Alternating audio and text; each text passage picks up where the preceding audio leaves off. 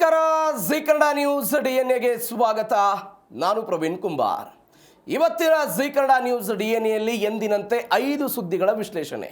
ಆ 5 ಸುದ್ದಿಗಳ ಪೈಕಿ ಮೊದಲ ಸುದ್ದಿ ಒನ್ಸ್ ಅಗೇನ್ ಯುದ್ಧದ ಬೆಳವಣಿಗೆ.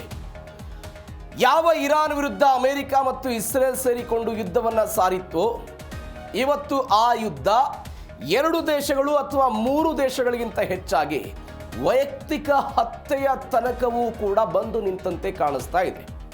2020ರಲ್ಲಿ ಸುಲೈಮಾನ್ ಹತ್ಯೆಯ ಪ್ರತಿಕಾರವಾಗಿ ಡೊನಾಲ್ಡ್ ಟ್ರಂಪ್ ಅವರ ವಿರುದ್ಧ ಇದೇ ಇರಾನ್ ಪ್ರತಿಕಾರದ ರೂಪದಲ್ಲಿ ಅವರ ಹತ್ಯೆಗೆ ಒಂದು ಪ್ರಚೋದನೆ ಕೊಡೋ ಪ್ರಯತ್ನವನ್ನು ಮಾಡಿತ್ತು.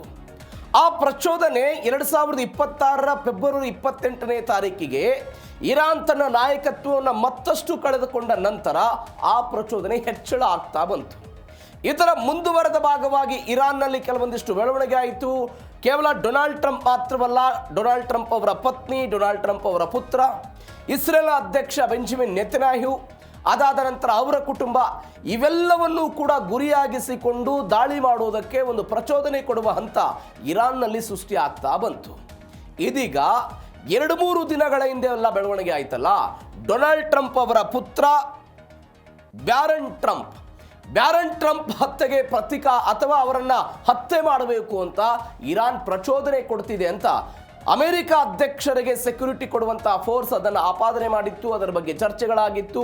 ಅದಾದ ಬಂದಂತಹ ಒಂದು ಹೇಳಿಕೆ ಬೆಂಜಮಿನ್ ನೆತನ್ಯಾಹು ಅವರು ಹೇಳಿದ್ರು, ಇಲ್ಲ, ನನ್ನ ಮಗನನ್ನು ಕೂಡ ಹತ್ಯೆ ಮಾಡೋದಕ್ಕೆ ಇರಾನ್ನವರು ಪ್ರಯತ್ನವನ್ನು ಪಟ್ಟಿದ್ರು ಅಂತ. ಎಲ್ಲ ಚರ್ಚೆಗಳು ಕೂಡ ಜಾಗತಿಕವಾಗಿ ಆಗ್ತಾ ಇರುವಂಥ ಈ ಸಮಯದಲ್ಲಿ ಇರಾನ್ನವರು ಅಮೆರಿಕ ಮತ್ತು ಇಸ್ರೇಲ್ನವರನ್ನು ಒಂದು ಟಾಂಟ್ ಮಾಡೋ ಪ್ರಯತ್ನವನ್ನು ಮಾಡ್ತಾ ಇದ್ದಾರೆ. ಏನು ಹೇಳ್ತಿದ್ದಾರೆ ಅವರು? ಇಂತಹ ಯಾವ ಪ್ರಯತ್ನವೂ ಕೂಡ ಇರಾನ್ನಿಂದ ಆಗಿರಲಿಲ್ಲ. ಬೆಂಜಮಿನ್ ನೆತನ್ಯಾಹು ಅಮೆರಿಕವನ್ನ ಇರಾನ್ ವಿರುದ್ಧ ಯುದ್ಧವನ್ನು ಮಾಡೋದಕ್ಕೆ ಒಂದು ಪ್ರವೋಕ್ ಮಾಡೋದಕ್ಕೆ, ಪ್ರಚೋದನೆ ಕೊಡೋದಕ್ಕಾಗಿ ಇಂತಹ ಸುದ್ದಿಗಳನ್ನು ಮುನ್ನೆಲೆಗೆ ತರೋ ಪ್ರಯತ್ನವನ್ನು ಮಾಡ್ತಿದ್ದಾರೆ ಅಂತ ಬೆಂಜಮಿನ್ ನೆತನ್ಯಾಹು ಅವರ ವಿರುದ್ಧ ಮಾತನಾಡೋ ಪ್ರಯತ್ನವನ್ನು ಮಾಡಿದ್ದಾರೆ. ಹಾಗಾದರೆ ಇರಾನ್ ಏನು ಹೇಳ್ತು, ಅದಕ್ಕೆ ಅಮೆರಿಕ ಏನಂತ ಇದೆ, ಇದು ಒಂದು ಭಾಗ.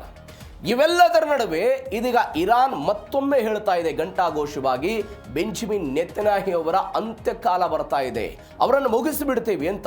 ಈ ಹಿಂದೆ 3 ಬಾರಿ ಅವರನ್ನು ಮುಗಿಸಬೇಕು ಅಂತ ಅಟೆಂಪ್ಟ್ಗಳಾಗಿತ್ತು. ಅದು ಇಸ್ರೇಲಿಗರನ್ನೇ ಬಳಸಿಕೊಂಡು ಬೆಂಜಮಿನ್ ನೆತನ್ಯಾಹು ಅವರನ್ನು ಹತ್ಯೆ ಮಾಡುವಂಥ ಹಂತಕ್ಕೆ ಇರಾನ್ನವರು ಹೋಗಿದ್ರು. ಆ ಪ್ರಯತ್ನ ಹೆಂಗೆ ವಿಫಲ ಆಗಿತ್ತು, ಈ ಬಾರಿ ಸಫಲ ಆಗ್ತಾರೆ ಅನ್ನೋದು ಒಂದು. ಇನ್ನು ಕೊನೆಯ ಭಾಗ ಏನು ಅಂತ ಹೇಳಿದರೆ, ಇದೇ ಅಮೆರಿಕದ ಎಕಾನಮಿಕ್ ಡೇಗೆ ಈಗಾಗಲೇ ಭಾರತದ 4 ಕಂಪನಿಗಳ ಮೇಲೆ ನಿರ್ಬಂಧ ವಿಧಿಸಲಾಗಿದೆ. ಅದು 60ಕ್ಕೆ ಏರಿಕೆ ಆಗಬಹುದು ಅನ್ನೋದು ಸದ್ಯಕ್ಕೆ ಬರ್ತಾ ಇರುವಂತಹ ಅಪ್ಡೇಟ್. ಹಾಗಾದರೆ ಭಾರತ ಇದರ ವಿರುದ್ಧ ಹೆಂಗೆ ಸೆಟದು ನಿಲ್ಲುತ್ತೆ, ರಾಜತಾಂತ್ರಿಕವಾಗಿ ಇದನ್ನು ಬಗೆಹರಿಸಿಕೊಳ್ಬೇಕಾದಂತಹ ಮಾರ್ಗಗಳೇನಿದೆ, ಇವೆಲ್ಲವನ್ನು ಕೂಡ ಇವತ್ತಿನ ಜಿ ಕನ್ನಡ ನ್ಯೂಸ್ ಡಿಎನ್ಎ ಮೊದಲ ಸುದ್ದಿಯಲ್ಲಿ ನೋಡ್ತಾ ಹೋಗೋಣ. ಆರ್ಥಿಕ ಯುದ್ಧ.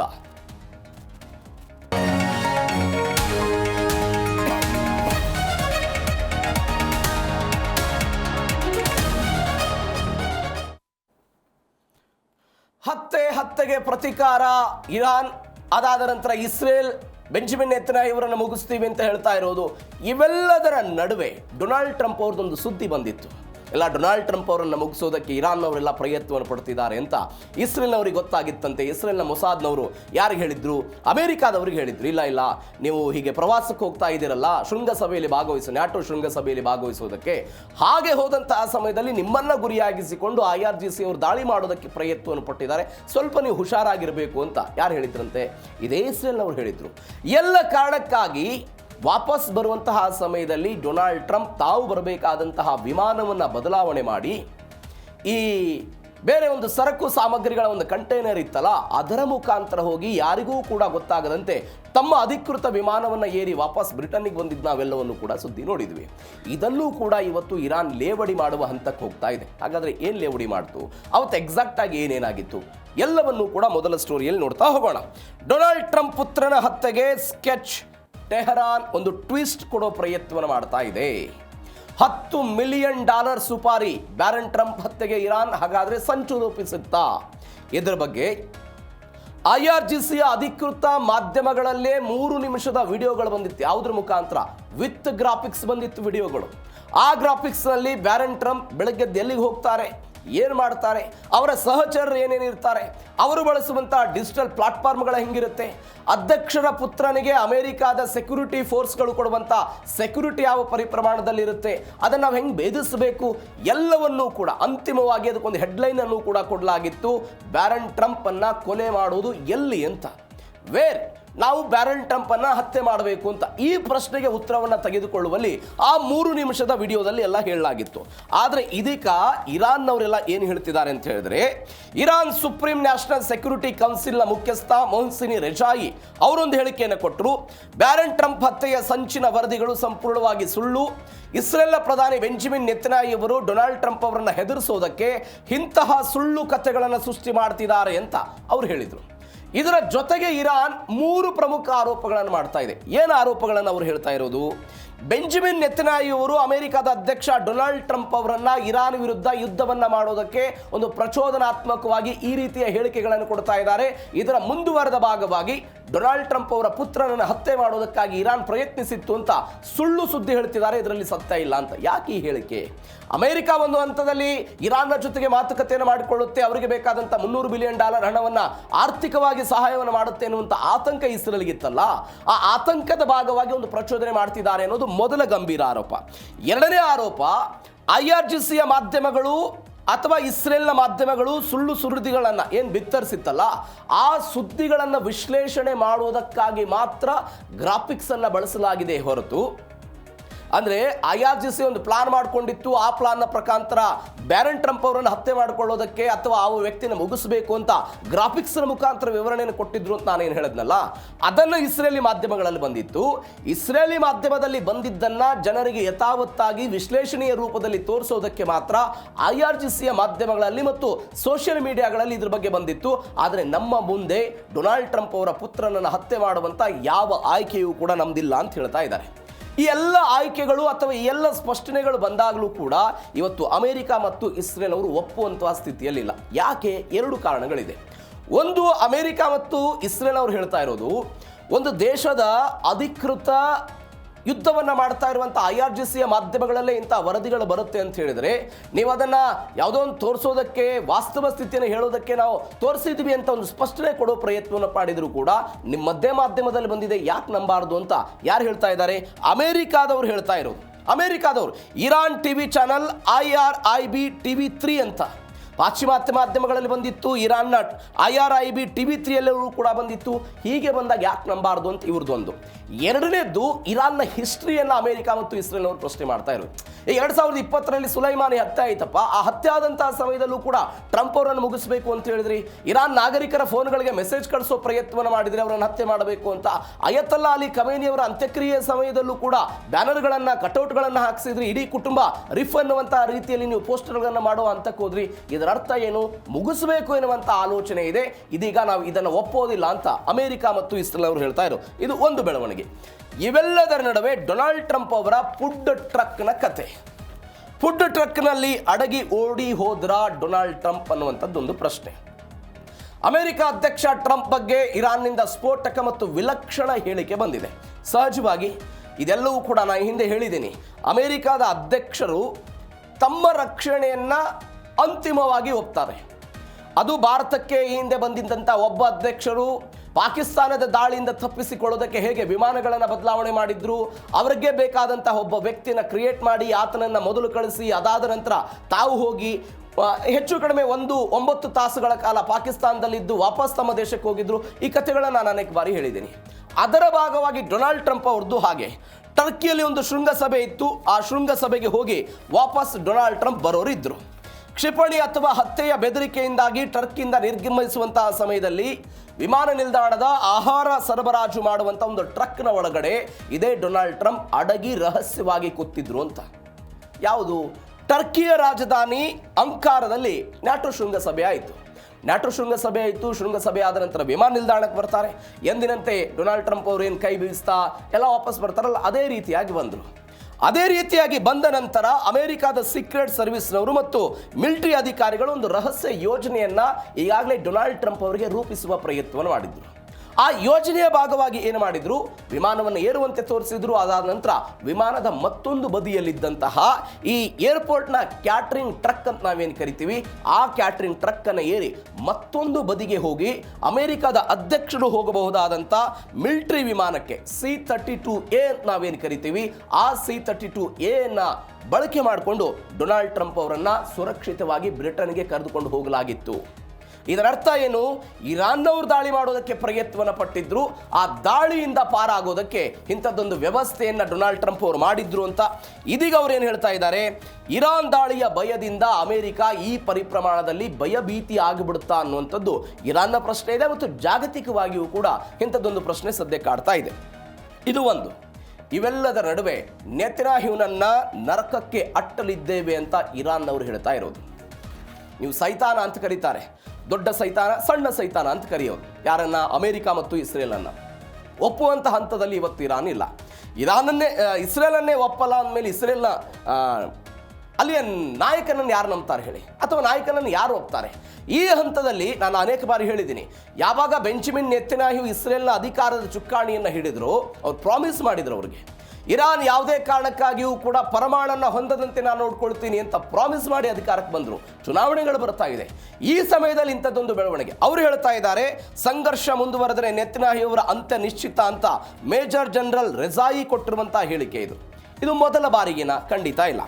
2024 ಅಕ್ಟೋಬರ್ ತಿಂಗಳಲ್ಲಿ ಒಂದು ದಾಳಿ ಆಗುತ್ತೆ. ನೆತನ್ಯಾಹು ಅವರ ಒಂದು ದೊಡ್ಡ ಬಂಗಲೆ, ಖಾಸಗಿ ಬಂಗಲೆ, ಅವರ ನಿವಾಸ, ಅವರೆಲ್ಲರೂ ಕೂಡ ಕುಟುಂಬಸ್ಥರಿರುವಂತಹ ಮನೆ ಅದು. ಆ ಮನೆಯ ಮೇಲೆ ಯಾರು ಅಟ್ಯಾಕ್ ಮಾಡ್ತಾರೆ? ಹಿಜ್ಬುಲ್ಲಾದವರು ಇರಾನ್ನ ಕಾರಣಕ್ಕಾಗಿ ಒಂದು ಅಟ್ಯಾಕ್ ಮಾಡೋ ಪ್ರಯತ್ನವನ್ನು ಮಾಡಿದರು. ಅಟ್ಯಾಕ್ ಆಯಿತು ಮನೆ ಮೇಲೆ. ಆದರೆ ಅದೃಷ್ಟವಶಾತ್ ಅವತ್ತು ಬೆಂಜಮಿನ್ ನೆತನ್ಯಾಹು ಅವರ ಕುಟುಂಬಸ್ಥರು ಆ ಮನೆಯಲ್ಲಿ ಇಲ್ಲದೇ ಇದ್ದಿದ್ದರ ಕಾರಣಕ್ಕಾಗಿ ಆ ಕಿಟಕಿಗೆ ಒಂದು ಸ್ಫೋಟ ಆಯಿತು, ಆ ಮನೆಗೆ ಹಾನಿಯಾಗುವ ಪ್ರಯತ್ನ ಆಯಿತು. ಆದರೆ ಕುಟುಂಬಸ್ಥರಿಗೆ ಮತ್ತು ಬೆಂಜಮಿನ್ ನೆತನ್ಯಾಹು ಅವರಿಗೆ ಯಾವುದೇ ಹಾನಿಯೂ ಕೂಡ ಆಗಿರಲಿಲ್ಲ. ಇದು ಮೊದಲ ಪ್ರಯತ್ನ. ಅವತ್ತು ಬೆಂಜಮಿನ್ ನೆತನ್ಯಾಹು ಅವರು ಒಂದು ಹೇಳಿಕೆ ಕೊಡ್ತಾರೆ, ತಮ್ಮ ಹತ್ಯೆಗೆ ಇರಾನ್ ನಡೆಸಿದಂಥ ನೇರ ಯತ್ನ ಅಂತ ನೆತನ್ಯಾಹು ಅವರು ಕೊಟ್ಟಂಥ ಹೇಳಿಕೆ. ಇದು ಮೊದಲ ಯತ್ನ ಆಯಿತು. ಸೆಪ್ಟೆಂಬರ್ 2024ರಲ್ಲಿ ಯಾವ ಇರಾನಿಯನ್ ಪ್ರಯತ್ನವನ್ನು ಮಾಡುತ್ತೆ ಅಂತ ಹೇಳಿದ್ರೆ, ಇಸ್ರೇಲ್ನಲ್ಲಿ ಒಬ್ಬ ಉದ್ಯಮಿ ಇರ್ತಾರೆ, 73 ವರ್ಷ ಅವರಿಗೆ. ಯಾವ ದೇಶದಲ್ಲಿ ಇರೋದು? ಇಸ್ರೇಲ್ ದೇಶದಲ್ಲಿ ಇರೋದು. ಉದ್ಯಮಿಯವರು, ಪ್ರಸಿದ್ಧ ಉದ್ಯಮಿ. ಆ ಉದ್ಯಮಿಯನ್ನ ಟರ್ಕಿಯ ಮುಖಾಂತರ ತಮ್ಮ ವ್ಯಾಪ್ತಿಗೆ ಇರಾನ್ ಅವರು ಕರೆಸಿಕೊಳ್ಳೋ ಪ್ರಯತ್ನವನ್ನು ಮಾಡ್ತಾರೆ. ಯಾವ ಕಾರಣಕ್ಕಾಗಿ? ಇದೇ ಬೆಂಜಮಿನ್ ನೆತನ್ಯಾಹು ಇವರನ್ನ ಹತ್ಯೆ ಮಾಡಬೇಕು ಅಂತ. ಯಾರ ಮುಖಾಂತರ? ಅವರದ್ದೇ ದೇಶದ ಒಬ್ಬ ಪ್ರಜೆಯ ಮುಖಾಂತರ ಅಂತ. ಈ ಉದ್ಯಮಿ ಏನು ಮಾಡ್ತಾನೆ, $1 ಮಿಲಿಯನ್ ಹಣವನ್ನ ನನಗೆ ಮುಂಗಡವಾಗಿ ಪಾವತಿ ಮಾಡಬೇಕು ಅಂತ ಅದನ್ನು ಪಾವತಿ ಮಾಡಿಸಿಕೊಳ್ಳುವಂಥ ಹಂತಕ್ಕೂ ಕೂಡ ಉದ್ಯಮಿ ಹೋಗಿದ್ದ. ಆದರೆ ಅಂತಿಮವಾಗಿ ಏನಾಯಿತು ಅಂತ ಹೇಳಿದ್ರೆ, ಇಸ್ರೇಲ್ನ ಮೊಸಾದ್ಗೆ ಬೆಂಜಮಿನ್ ನೆತನ್ಯಾಹು ಅವರನ್ನು ಹತ್ಯೆ ಮಾಡ್ತಾ ಇದ್ದಾರೆ ಎನ್ನುವಂಥ ಅರಿವು ಬಂದಾಗ ಇದು ಕೂಡ ಫ್ಲಾಪ್ ಆಗೋಯ್ತು. ಇದು ಒಂದು. ಡಿಸೆಂಬರ್ 2025ರಲ್ಲಿ ನನ್ನ ಮತ್ತು ನನ್ನ ಪುತ್ರ ಐರ್ ಎನ್ನುವಂಥ ಒಬ್ಬ ನನ್ನ ಹಿರಿಯ ಮಗ ಏನಿದ್ದಾನೆ, ಆ ಮಗನ ಹತ್ಯೆಗೂ ಕೂಡ ಪ್ರಯತ್ನ ನಡೆದಿತ್ತು ಅಂತ 2-3 ದಿನಗಳ ಹಿಂದೆ ಇದೇ ಬೆಂಜಮಿನ್ ನೆತನ್ಯಾಹು ಅವರು ಕೊಟ್ಟಂತ ಹೇಳಿಕೆ. ಇದರರ್ಥ 2021, 24, 25 ಮತ್ತು 26 ಸುದೀರ್ಘವಾಗಿ 4-5 ವರ್ಷಗಳಿಂದ ಬೆಂಜಮಿನ್ ನೆತನ್ಯಾಹು ಅವರನ್ನು ಮುಗಿಸಬೇಕು ಎನ್ನುವಂತಹ ಆಲೋಚನೆಯಲ್ಲಿ ಕೆಲವೊಂದಿಷ್ಟು ದಾಳಿಗಳನ್ನು ಇರಾನ್ ಮಾಡ್ತಾ ಇದೆ, ಕೆಲವೊಂದಿಷ್ಟು ದಾಳಿಗಳನ್ನು ಪ್ರಾಕ್ಸಿ ಯುದ್ಧದ ಮುಖಾಂತರ ಮಾಡಿಸ್ತಾ ಇದೆ, ಕೆಲವೊಂದಿಷ್ಟು ದಾಳಿಗಳನ್ನು ಹೇಗೆ ಈಗ ಇಸ್ರೇಲ್ ಮತ್ತು ಅಮೆರಿಕಾದವರು ಏನು ಮಾಡಿದರು, ಇರಾನ್ನಲ್ಲಿ ರೆಸ್ಯೂಮಿ ಚೇಂಜ್ ಮಾಡಬೇಕು ಅಂದಾಗ ಅವರದ್ದೇ ದೇಶದಲ್ಲಿರುವಂತಹ ಮತ್ತು ಅವರ ಸುತ್ತಮುತ್ತಲಿರುವಂತಹ ಬೇರೆ ಬೇರೆ ದೇಶಗಳನ್ನು ಬಳಕೆ ಮಾಡಿಕೊಂಡು ಇವತ್ತು ದಾಳಿ ಮಾಡಿ ಅಯತೊಲ್ಲಾ ಅಲಿ ಖಮೇನಿ ಅವರನ್ನು ಹೊಡೆದು ಉಳಿಸ್ಬಿಟ್ರು. ಇವತ್ತು ಇರಾನ್ ಕೂಡ ಆ ತಂತ್ರಕ್ಕೆ ಹೋಗ್ತಾ ಇದೆ. ಆ ಕಾರಣಕ್ಕಾಗಿ ಅವರು ಹೇಳ್ತಿದ್ದಾರೆ ಬೆಂಜಮಿನ್ ನೆತನ್ಯಾಹು ಅವರನ್ನು ನಾವು ಮುಗಿಸಿಬಿಡ್ತೀವಿ ಅಂತ. ಬಟ್ ಎಷ್ಟರ ಮಟ್ಟಿಗೆ ಅವರು ಸಕ್ಸಸ್ ಆಗ್ತಾರೆ ಅನ್ನೋದು ಸದ್ಯಕ್ಕಿರುವಂತಹ ಪ್ರಶ್ನೆ. ಇದು ಒಂದು. ಮತ್ತೊಂದು ಬೆಳವಣಿಗೆ, ಡಿ-ಡೇ ಭಾರತದ ಮೇಲೆ ಏನು ಪರಿಣಾಮ? ಎಕಾನಮಿಕ್ ಡೇ, ಆರ್ಥಿಕ ದಿಗ್ಬಂಧನ. ಸಹಜವಾಗಿ ಇರಾನ್ ವಿರುದ್ಧ ಅಮೆರಿಕಾದಿಂದ ಆಪರೇಷನ್ ಎಕಾನಮಿಕ್ ಔಟ್ಕಾಸ್ಟ್ ಆಗಿದೆ. ಅಂದರೆ ಇರಾನ್ ಎನ್ನುವಂಥ ಒಂದು ದೇಶವನ್ನು ಜಾಗತಿಕವಾಗಿ ಏಕಾಂಗಿ ಮಾಡುವ ಮುಖಾಂತರ ಆರ್ಥಿಕವಾಗಿ ಅವರಿಗೆ ಪೆಟ್ಟು ಕೊಟ್ಟು ಅವರ ದೇಶವನ್ನು ಅಂತಿಮವಾಗಿ ಅರಾಜಕತೆ ಸೃಷ್ಟಿ ಮಾಡಬೇಕು ಅನ್ನೋದು ಅಮೆರಿಕದ ಉದ್ದೇಶ ಆಗಿದೆ. ಇರಾನ್ ಜೊತೆಗೆ ವ್ಯಾಪಾರ ವಹಿವಾಟು ನಡೆಸುವಂಥ 60 ಸಂಸ್ಥೆಗಳ ಮೇಲೆ ಇದೀಗ ಅಮೆರಿಕದ ಕಠಿಣ ನಿರ್ಬಂಧ ಬಿದ್ದಿದೆ. ಇರಾನ್ ತೈಲ ವ್ಯಾಪಾರ ಮಾಡ್ತಾ ಇದ್ದಂಥ ಒಂದು ಭಾರತದ 4 ಸಂಸ್ಥೆಗಳ ಮೇಲೆ ಈಗಾಗಲೇ ಚಾಟಿ ಬಿದ್ದಿದ್ದನ್ನು ನೋಡ್ತಾ ಇದ್ದೀವಿ.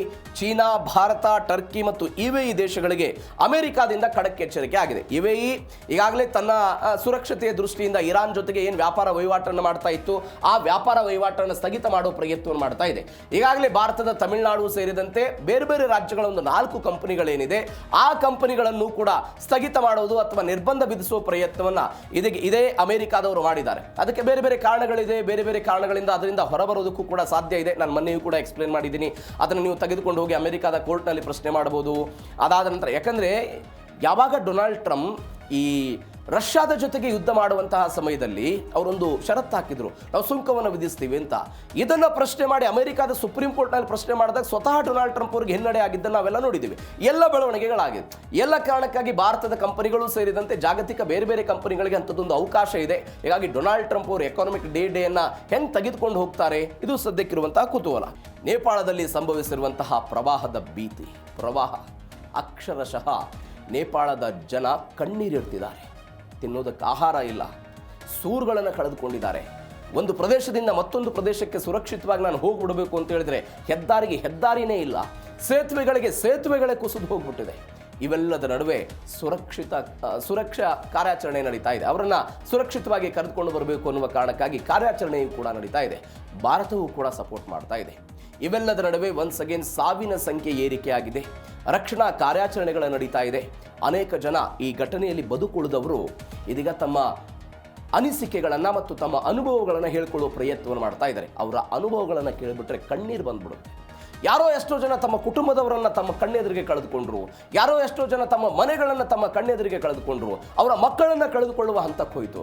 ಯಾರೋ ಪ್ರವಾಸಿಗೆ ಹೋಗಿದ್ರು ಭಾರತದಿಂದ ಅನೇಕ ಜನ, ಆ ಪ್ರವಾಸಿಗರು ತಮ್ಮ ಮುಂದೆ ಇದ್ದಂಥ ಒಂದು ಬಸ್ ನೀರಿನಲ್ಲಿ ತೇಲು ಹೋಗಿದ್ದನ್ನು ನೋಡಿದ್ರು. ಅದರಿಂದ ನಾವು ವಾಪಸ್ ಬಂದ್ವಿ, ಹೀಗಾಗಿ ನಾವು ಬದುಕ್ಬಿಟ್ಟಿದ್ದೀವಿ, ನಾವು ಹೆಂಗೆ ಬದುಕಿದ್ವಿ ಅಂತ ಗೊತ್ತಾಗಲಿಲ್ಲ ಅಂತ ಅನೇಕ ಜನ ಹೇಳ್ತಿದ್ದಾರೆ. ಇನ್ಯಾರೋ ಫೋನ್ ಮಾಡಿ ಅವರ ಕುಟುಂಬಸ್ಥರಿಗೆ ಹೇಳ್ತಾ ಇದ್ರಂತೆ, ನೋಡಿ ಸುಂದರವಾದ ಹಿಮಾಲಯ ನನ್ನ ಎದುರಿಗೆ ಕಾಣಿಸ್ತಿದೆಯಲ್ಲ, ಇದನ್ನು ನೋಡಿ ಕಣ್ ತುಂಬಿಕೊಳ್ಳುವಂತ ವಿಡಿಯೋ ಕಾಲ್ನಲ್ಲಿ ಹೇಳ್ತಾ ಇದ್ರಂತೆ. ವಿಡಿಯೋ ಕಾಲ್ನಲ್ಲಿ ತೋರಿಸ್ತಾ ಇದ್ದಂತಹ ಸಮಯದಲ್ಲಿ ಸಂಪೂರ್ಣವಾಗಿ ಅದು ಪ್ರವಾಹ ಬಂದಿದ್ದರ ಕಾರಣಕ್ಕಾಗಿ ಮೊಬೈಲ್ ಆಫ್ ಆಗಿದೆ. ಇವತ್ತಿನ ತನಕ ಪತ್ತೆ ಇಲ್ಲ. ಎಲ್ಲ ಘಟನೆಗಳು ಕೂಡ ನೇಪಾಳದಲ್ಲಾಗಿದೆ. ಹಾಗಾದರೆ ಈ ಘಟನೆಗೆ ಕಾರಣ ಏನು? ನಾವು ನಿನ್ನೆಯೂ ಕೂಡ ಹೇಳಿದ್ವಿ, ಹಿಮಾಲಯ ಪರ್ವತ ಶ್ರೇಣಿಯಲ್ಲಿ ಏರಿಕೆ ಆಗ್ತಾ ಇರುವಂತಹ ತಾಪಮಾನ, ಅಲ್ಲಿ ತಾಪಮಾನದ ಹೆಚ್ಚಳದ ಪರಿಣಾಮವಾಗಿ ಹಿಮ ನದಿಗಳು ಕರಗ್ತಾ ಇರೋದು, ಅದು ಸರೋವರ ಒಡೆದು ಹೋಗಿ ನಂತರ ಪ್ರವಾಹದ ಭೀತಿ ಆಗ್ತಾ ಇರೋದು. ಹಾಗಾದರೆ ಇವತ್ತು ನೇಪಾಳದಲ್ಲಿ ಏನೇನಾಯಿತು, ಅಲ್ಲಿರುವಂತಹ ಕರುಣಾಜನಕ ಕಥೆಗಳೇನು, ಎರಡನೇ ಸ್ಟೋರಿಯಲ್ಲಿ ನೋಡ್ತಾ ಹೋಗೋಣ. ನೇಪಾಳದಲ್ಲಿ ಜಲಪ್ರಳಯ ಆಗಿದೆ. ಸಾವಿನ ಸಂಖ್ಯೆ 469ಕ್ಕೆ ಏರಿಕೆ ಆಗಿದೆ. ನೇಪಾಳ ಮತ್ತು ಟಿಬೆಟ್ ಗಡಿಯಲ್ಲಿ ಹಠಾತ್ ಪ್ರವಾಹ ಆಯಿತು. ಈವರೆಗೆ 500ಕ್ಕೂ ಹೆಚ್ಚು ಜನ ಮೃತಪಟ್ಟಿದ್ದಾರೆ. ಇದರಲ್ಲಿ ನೇಪಾಳದವರಿದ್ದಾರೆ, ವಿದೇಶಿ ಪ್ರವಾಸಿಗರಿದ್ದಾರೆ. ಅನೇಕ ಜನ ಹಿಮಾಲಯದ ಟ್ರಕ್ಕಿಂಗ್ನ ಕಾರಣಕ್ಕಾಗಿ, ಅಂದರೆ ಮೌಂಟ್ ಎವರೆಸ್ಟ್ ಅಂತ ಪರ್ವತಗಳಿದೆ ಅಂತ ನಾನೇನು ಹೇಳಿದ್ನಲ್ಲ ನೇಪಾಳದಲ್ಲಿ, ಆ ಟ್ರಕ್ಕಿಂಗ್ ಮಾಡೋ ಕಾರಣಕ್ಕಾಗಿ ಅನೇಕ ಜನ ಹೋಗಿದ್ರು. ಕೈಲಾಸ ಮಾನಸ ಸರೋವರ ಯಾತ್ರೆಗೆ ಅನೇಕ ಜನ ಹೋಗಿದ್ರು. ಪ್ರವಾಸದ ಕಾರಣಕ್ಕಾಗಿ ಹೋಗಿದ್ರು. 389 ಮಂದಿ ಇಲ್ಲಿ ನೇಪಾಳದವರು, ಉಳಿದವರು ಟಿಬೆಟ್ನ ನಿವಾಸಿಗಳಂತೆಲ್ಲ ಹೇಳ್ತಾ ಇದ್ದಾರೆ. ರಸ್ತೆಗಳು, ಸೇತುವೆಗಳು ಸಂಪೂರ್ಣವಾಗಿ ಚೂರು ಚೂರಾಗಿ ಹೋಗ್ಬಿಟ್ಟಿದೆ. ಅವರ ಜಲವಿದ್ಯುತ್ ಯೋಜನೆಗಳೇನಿದ್ವಲ್ಲ ಸಂಪೂರ್ಣವಾಗಿ ಸ್ಥಗಿತ ಆಗ್ತಾ ಹೋಗ್ತಾ ಇದೆ. ಇದರಲ್ಲಿ ಭಾರತೀಯರು ಕೂಡ ಸಿಕ್ಕಾಕೊಂಡಿದ್ದನ್ನು ನೋಡ್ತಾ ಇದ್ದೀವಿ. ಇದು ನೇಪಾಳದಲ್ಲಿ ಆಗಿರುವಂಥ ಕಣ್ಣೀರಿನ ಕತೆ. ಅಂದರೆ ವೇಗವಾಗಿ ಪ್ರವಾಹ ಹರಿದು ಬಂತು. ಪ್ರವಾಹ ಹರಿದು ಬಂದ ನಂತರ ಅದರಿಂದ ರಕ್ಷಣೆ ಮಾಡ್ಕೊಳ್ಳೋದಕ್ಕೆ ಇವರಿಗೆ ಸಾಧ್ಯ ಆಗಲಿಲ್ಲ. ರಕ್ಷಣೆ ಮಾಡ್ಕೊಳ್ಳೋದಕ್ಕೆ ಸಾಧ್ಯವಾಗದೇ ಇದ್ದಾಗ ಅನೇಕ ಜನ ಇದೀಗ ಜೀವವನ್ನೇ ಬಲಿ ಕೊಟ್ಟಿರುವಂಥ ಘಟನೆ ನೇಪಾಳದಲ್ಲಾಗಿದೆ. ಭಾರತ, ಅಮೆರಿಕ ಸೇರಿದಂತೆ ಒಂದು 26 ದೇಶಗಳನ್ನು ಪ್ರಜೆಗಳನ್ನು ಒಳಗೊಂಡಂಥ 1500ಕ್ಕೂ ಜನ ನಾಪತ್ತೆಯಾಗಿದ್ದಾರೆ ಅಂತ ಹೇಳ್ತಿದ್ದಾರೆ. ಹಿಮನದಿ ಸರೋವರದಿಂದ ಸ್ಫೋಟಗೊಂಡು ಮೊದಲು ಎಲ್ಲ 9 ಜನ ಮೃತಪಟ್ಟಿದ್ರು. ಇದೀಗ 469ಕ್ಕೆ ಏರಿಕೆ ಆಗಿದೆ. 1500ಕ್ಕೂ ಜನ ಎಲ್ಲ ನಾಪತ್ತೆಯಾಗಿದ್ದಾರೆ ಅಂತ. ಕೈಲಾಸ ಮಾನಸ ಸರೋವರ ಯಾತ್ರೆಗೆ ತೆರಳಿದ್ದಂಥ 100ಕ್ಕೂ ಹೆಚ್ಚು ಭಾರತೀಯ ಪ್ರವಾಸಿಗರಿದ್ದಾರೆ. ಇಶಾ ಫೌಂಡೇಶನ್ನ 80 ಜನ ಇದ್ದಾರೆ. ಕರ್ನಾಟಕದವರು 13 ಜನ ಇದ್ದಾರೆ ಅಂತ ಹೇಳ್ತಿದ್ದಾರೆ. ನೇಪಾಳ ಸರ್ಕಾರದ ಒಂದು ವರದಿಯ ಪ್ರಕಾರ ವಾಹನ ಸಂಚಾರಕ್ಕೆ ಯೋಗ್ಯವಾಗಿದ್ದಂಥ 19 ಕಾಂಕ್ರೀಟ್ ಸೇತುವೆಗಳು ಮತ್ತು ಕಣಿವೆಗಳನ್ನು ಸಂಪರ್ಕ ಮಾಡ್ತಾ ಇದ್ದಂಥ 40ಕ್ಕೂ ಹೆಚ್ಚು ತೂಗು ಸೇತುವೆಗಳು ಈ ಪ್ರವಾಹದ ನೀರಿನ ರಭಸಕ್ಕೆ ಸಂಪೂರ್ಣವಾಗಿ ಕೊಚ್ಚಿ ಹೋಗಿವೆ ಅಂತ ನೇಪಾಳ ಸರ್ಕಾರ ಹೇಳ್ಕೊಳ್ತಾ ಇದೆ. ಬೆಟ್ರಾವಟಿ, ರಸುವಾಗದಿ ಈ ಗಡಿಯನ್ನು ದಾಟಬೇಕಾದಂಥ ಹೈವೇ ಸೇರಿದಂತೆ 42 ಕಿಲೋಮೀಟರ್ ಉದ್ದದ ಸುಸಜ್ಜಿತ ರಸ್ತೆಗಳು ಕೂಡ ಸಂಪೂರ್ಣವಾಗಿ ಮಣ್ಣು ಪಾಲಾಗಿದೆ ಅಂತ ನೇಪಾಳ ಸರ್ಕಾರ ಹೇಳ್ತಾ ಇದೆ. ನೊವಾಕೋಟ್ ಮತ್ತು ರಸುವಾ ಜಿಲ್ಲೆಯ ಹಲವು ಹಳ್ಳಿಗಳಲ್ಲಿ ರಾತ್ರಿ ಮಲಗಿದ್ದಂಥ ಜನರು ಬೆಳಗ್ಗೆ ಆಗುವ ತನಕ ಮಣ್ಣಿನ ಅಡಿಯಲ್ಲಿ ತಾವೆಲ್ಲ ಸಿಕ್ಕಾಕೊಂಡಿದ್ದನ್ನೆಲ್ಲ ನೋಡಿದ್ದಾರೆ. ಇದು ನೇಪಾಳದಲ್ಲೇ ಆಗಿರೋದು. ಇದಕ್ಕೊಂದು ಬೆಸ್ಟ್ ಎಕ್ಸಾಂಪಲ್ಲು ಅಂತ ಹೇಳಿದ್ರೆ, ನಮ್ಮದೇ ಕರ್ನಾಟಕದ ಕಲಬುರ್ಗಿ ಮೂಲದ ಮಲ್ಲಿನಾಥ್ ಮತ್ತು ಅವರ ಅಳಿಯ ಸಂಗಮೇಶ್ ಅಂತ ಅವ್ರು ಎಲ್ಲಿಗೆ ಹೋಗಿದ್ರು? ನೇಪಾಳಕ್ಕೆ ಹೋಗಿದ್ರು. ಸಂಗಮೇಶ್ ಮತ್ತು ಮಲ್ಲಿನಾಥ್ ಅಂತ ಕಲಬುರ್ಗಿಯವರು ನೇಪಾಳಕ್ಕೆ ಹೋಗಿದ್ರು. ಯಾಕೆ? ಮಾನಸ ಸರೋವರ ಯಾತ್ರೆಗೆ ಅಂತ ನಾನು ನಿನ್ನೆ ಹೇಳಿದೆ. ಯಾಕೆ ನೇಪಾಳಕ್ಕೆ ಹೋಗಿ ನೇಪಾಳದಿಂದ ಟಿಬೇಟನ್ನು, ಇವರು ಕೂಡ ಅದೇ ಇಲ್ಲಿಂದ ಫ್ಲೈಟ್ಗೆ ಹೋದ್ರು, ಕಠ್ಮಂಡು ಹೋದ್ರು, ಕಠ್ಮಂಡುನಿಂದ ಟಿಬೇಟನ್ನು ತಲುಪಬೇಕು ಅಂತ ಬಸ್ಸಲ್ಲಿ ಹೋಗ್ತಾ ಇದ್ರಂತೆ. ಈ ಮಲ್ಲಿನಾಥ್ ಅವರು ನೋಡಿ ಬೆಳಗ್ಗೆ 6 ಗಂಟೆ ಆಗಸ್ಟ್ 26ನೇ ತಾರೀಕಿಗೆ ಬೆಳಗ್ಗೆ 6 ಗಂಟೆಗೆ ಅವ್ರು ಏನು ಮಾಡ್ತಾರೆ, ಇವರ ಪ್ರವಾಸಿ ತಂಡ ಏನಿತ್ತು ಕಠ್ಮಂಡುವಿನಿಂದ ಚೀನಾದ ಗಡಿಯತ್ತ ಪ್ರಯಾಣ ಬೆಳೆಸ್ತಾರೆ. ಸ್ವಲ್ಪ ದೂರ ಹೋಗ್ತಾರೆ. ಸ್ವಲ್ಪ ದೂರ ಹೋದ ನಂತರ ಇವರ ಬಸ್ಸಿನ ಮುಂದೆ ಇನ್ನೆರಡು ಬಸ್ಗಳು ಹೋಗ್ತಾ ಇತ್ತು. ಈ ಬಸ್ಗಳು ಏನಾಗ್ಬಿಡ್ತು, ಏಕಾಏಕಿಯಾಗಿ ಪ್ರವಾಹದ ನೀರು ಹರಿದು ಬಂತಲ್ಲ, ಆ ನೀರು ಹರಿದು ಬಂದಿದ್ದಕ್ಕೆ ಆ ಬಸ್ನಲ್ಲಿದ್ದಂಥ ಎಲ್ಲ ಪ್ರಯಾಣಿಕರು ಮತ್ತು ಬಸ್ಸು ಸೇರಿದಂತೆ ಸಂಪೂರ್ಣವಾಗಿ ಕೊಚ್ಚಿ ಹೋಗ್ಬಿಡ್ತು. ಅದನ್ನ ಹಿಂದೆ ಒಂದು 200-300 ಮೀಟರ್ ದೂರದಲ್ಲಿದ್ದಂಥ ಬಸ್ನ ಚಾಲಕ ಗಮನಿಸ್ತಾನಂತೆ. ಗಮನಿಸಿದ ತಕ್ಷಣವೇ ಅಲ್ಲಿಂದ ವೇಗವಾಗಿ ವಾಪಸ್ ಬಸ್ಸನ್ನು ರಿಟರ್ನ್ ತೆಗೆದುಕೊಂಡಿದ್ದರ ಪರಿಣಾಮವಾಗಿ ಇವತ್ತು ನಾವು ಜೀವಂತವಾಗಿದ್ದೀವಿ. ಒಂದು ವೇಳೆ ನಮಗೆ ಮುನ್ಸೂಚನೆ ಗೊತ್ತಾಗದೆ ಹೋಗಿದ್ರೆ ನಾವು ಕೂಡ ಘಟನೆಯಲ್ಲಿ ಮೃತಪಡ್ತಿದ್ವಿ ಅಂತ ಇದೀಗ ಮಲ್ಲಿನಾಥ್ ಅವರು ಹೇಳಿಕೊಟ್ಟಿರುವಂಥ ಒಂದು ಮಾತು. ಇದು ಒಂದು ಘಟನೆ. ಮತ್ತೊಂದು ಘಟನೆ ನಾನು ನಿಮಗೆ ಉಲ್ಲೇಖ ಮಾಡ್ತಾ ಇದ್ದೆ. ಪ್ರವಾಹ ಬರ್ತಾ ಇತ್ತು, ಇನ್ನೇನು ಕೆಲವೇ ನಿಮಿಷ ಬಾಕಿ ಇದೆ, ಬರಬೇಕದ ನೀರು. ಅಲ್ಲಿಯ ಜನ ವಿಡಿಯೋ ಕಾಲ್ ಮಾಡಿದ್ರು, ಭಾರತೀಯರೇ ಹಿಮಾಲಯದ ಪರ್ವತ ಶ್ರೇಣಿಯನ್ನು ತೋರಿಸೋದಕ್ಕೆ ವಿಡಿಯೋ ಕಾಲ್ನಲ್ಲಿ ತೋರಿಸ್ತಾ ಇದ್ರಂತೆ. ಆ ಕುಟುಂಬಸ್ಥರು ಕೂಡ ಅದನ್ನು ನೋಡ್ತಾ ಇದ್ರು. ಆದರೆ ತತ್ಕ್ಷಣವೇ ಪ್ರವಾಹ ಬಂತು, ನೀರಿನಲ್ಲಿ ಮುಳುಗಿ ಹೋಗ್ಬಿಟ್ರು. ವಾಪಸ್ ಅವರು ಎಲ್ಲಿದ್ದಾರೆ, ಏನಿದ್ದಾರೆ, ಅದೇ ಅಂತಿಮ. ವಿಡಿಯೋ ಕಾಲ್ನಲ್ಲಿ ಮಾತಾಡಿದ್ರಲ್ಲ ಅದೇ ಅಂತಿಮ. ಇಲ್ಲಿಯ ತನಕ ಏನಾಗಿಲ್ಲ ಅಂತ ಅವರು ಕುಟುಂಬಸ್ಥರು ಹೇಳ್ತಿದ್ದಾರೆ. ಅವರ ಫೋನ್ಗಳೆಲ್ಲ ಸ್ವಿಚ್ ಆಫ್ ಆಗಿಬಿಟ್ಟಿದೆ. ಹೀಗಾಗಿ ಅವರು ಎಲ್ಲಿದ್ದಾರೆ, ಏನು, ಯಾವುದೂ ಕೂಡ ನಮಗೆ ಸಂಪರ್ಕಕ್ಕೆ ಗೊತ್ತಿಲ್ಲ ಅಂತ ಅವರ ಕುಟುಂಬಸ್ಥರು ಇದೀಗ ಕಣ್ಣೀರು ಹಾಕ್ತಾ ಇರೋದು. ಇವು ಅಲ್ಲಿ ನಡೆದಿರುವಂತಹ ಅಕ್ಷರಶಃ ಘಟನೆಗಳು. ಕೆಲವೊಂದಿಷ್ಟು ಜನ ಬದುಕನ್ನು ಉಪಯೋಗಿಸ್ಕೊಂಡು ಅಥವಾ ಬದುಕ್ಬಿಟ್ಟಿದ್ದಾರೆ, ಕೆಲವೊಂದಿಷ್ಟು ಜನ ಈ ಘಟನೆಗಳಲ್ಲಿ ಮೃತಪಟ್ಟಿದ್ದನ್ನು ನೋಡ್ತಾ ಇದ್ದೇವೆ. ಇದು ಒಂದು. ಇವೆಲ್ಲದರ ನಡುವೆ 290 ಭಾರತೀಯರು ನಾಪತ್ತೆಯಾಗಿದ್ದಾರೆ. ಅನೇಕ ಜನ ಕೈಲಾಸ ಮಾನಸ ಸರೋವರ ಯಾತ್ರೆಗೆ ಹೋಗಿದ್ರು ಬೇರೆ ಬೇರೆ ಕಾರಣಕ್ಕೆ. 290 ಭಾರತೀಯ ಯಾತ್ರಿಕರು ಸುಳಿವಿಲ್ಲ. ಇಶಾ ಫೌಂಡೇಶನ್ ತಮಿಳುನಾಡಿನ ಪ್ರವಾಸಿಗರ ಸ್ಥಿತಿ ಅಯೋಮಯ ಆಗಿಬಿಟ್ಟಿದೆ. ನಾನು ನಿನ್ನೆ ಕೂಡ ಹೇಳಿದೆ, ವಿಜಯ್ ಅವರು ಅದಕ್ಕಾಗಿಯೇ ಒಂದು ಪ್ರತ್ಯೇಕವಾದಂತಹ ತಂಡವನ್ನು ರಚನೆ ಮಾಡಿದ್ದಾರೆ. ಆ ತಂಡದ ಮುಖಾಂತರ ಅವರನ್ನು ಸಂರಕ್ಷಣೆ ಮಾಡುವ ಹಂತಕ್ಕೆ ನಾವೆಲ್ಲ ಹೋಗ್ತೀವಿ ಅಂತೆಲ್ಲ ಹೇಳ್ತಾ ಇದ್ರು. ನಾನು ಏನೇ ಹೇಳಿದೆ, ಯಾಕೆ ಅಂತ ಹೇಳಿದರೆ ಅಲ್ಲಿ ನಿಮ್ಮ ವೀಸಾ ಆಗಿರ್ಬೋದು, ನಿಮ್ಮ ಡಾಕ್ಯುಮೆಂಟ್ಸ್ಗಳಾಗಿರ್ಬೋದು, ಈ ಚೆಕ್ಕಿಂಗ್ ಪಾಯಿಂಟ್ ಇರುತ್ತಲ್ಲ, ಆ ಚೆಕ್ಕಿಂಗ್ ಪಾಯಿಂಟ್ನಲ್ಲಿ ಇರುವಂತಹ ಸಮಯದಲ್ಲಿ ಇಂಥದ್ದೊಂದು ಭೀಕರ ಪ್ರವಾಹ ಆಗಿದ್ದರ ಕಾರಣಕ್ಕಾಗಿ ಅನೇಕ ಜನ ಅಲ್ಲಿ ಸಿಕ್ಕಾಕೊಂಡಿದ್ದಾರೆ. ವಿದೇಶಾಂಗ ಸಚಿವ ಎಸ್ ಜೈಶಂಕರ್ ಅವರೆಲ್ಲ ಮೇಲ್ವಿಚಾರಣೆ ಮಾಡ್ತಿದ್ದಾರೆ. 84 ಭಾರತೀಯರ ರಕ್ಷಣೆ ಆಗಿದೆ. ಟಿಬೆಟ್ನಲ್ಲಿ 200 ಮಂದಿ ಎಲ್ಲ ಸಿಕ್ಕಾಕೊಂಡಿದ್ದಾರೆ ಎನ್ನುವಂತಹ ವರದಿಗಳು ಸದ್ಯಕ್ಕೆ ಬರ್ತಾ ಇರೋದು. ಅನೇಕ ಜನ ಕೈಲಾಸ ಮಾನಸ ಸರೋವರ ಯಾತ್ರೆಗೆ ಹೋಗಿದ್ರು, ಹಿಮಾಲಯಕ್ಕೆ ಟ್ರೆಕ್ಕಿಂಗ್ ಹೋಗಿದ್ರು. ಕರ್ನಾಟಕದ 13 ಜನ ಇದ್ದಾರೆ, 11 ಜನ ಏನೋ ಬೆಂಗಳೂರದವರು ಅಂತ ಹೇಳ್ತಿದ್ದಾರೆ, ಮೈಸೂರು ಮತ್ತು ಧಾರವಾಡ ಜಿಲ್ಲೆಯದವರು ಕೂಡ ಇದ್ದಾರೆ ಅಂತ ಹೇಳ್ತಿದ್ದಾರೆ. ಎಲ್ಲಕ್ಕಿಂತ ಹೆಚ್ಚಾಗಿ ಅಲ್ಲೊಂದು ಕಾಮಗಾರಿ ನಡೀತಾ ಇದೆ. ಯಾವ ಕಾಮಗಾರಿ ಅದು? ತ್ರಿಶೂಲಿ 1 ಜಲವಿದ್ಯುತ್ ಕಾಮಗಾರಿ. ಈ ಯೋಜನೆಯಲ್ಲಿ ಭಾರತ ಮೂಲದ 73 ಜನ ಭಾರತೀಯ ಕಾರ್ಮಿಕರು ಕೆಲಸ ಮಾಡ್ತಾ ಇದ್ರು. 73 ಜನ ಭಾರತೀಯ ಕಾರ್ಮಿಕರು ಕೆಲಸ ಮಾಡ್ತಾ ಇದ್ರು. ಯಾಕೆ ಹೋದ್ರು ಅವರು? ಈ ತ್ರಿಶೂಲಿ 1 ಜಲವಿದ್ಯುತ್ ಯೋಜನೆ ಏನಿದೆಯಲ್ಲ, ಈ ಯೋಜನೆಯನ್ನ ಅಲ್ಲಿ ಅಪ್ಪರ್ ತ್ರಿಶೂಲಿ ಯೋಜನೆಯನ್ನ ದಕ್ಷಿಣ ಕೊರಿಯಾದ ಕಂಪನಿಗಳು ಗುತ್ತಿಗೆ ಪಡೆದುಕೊಂಡಿವೆ.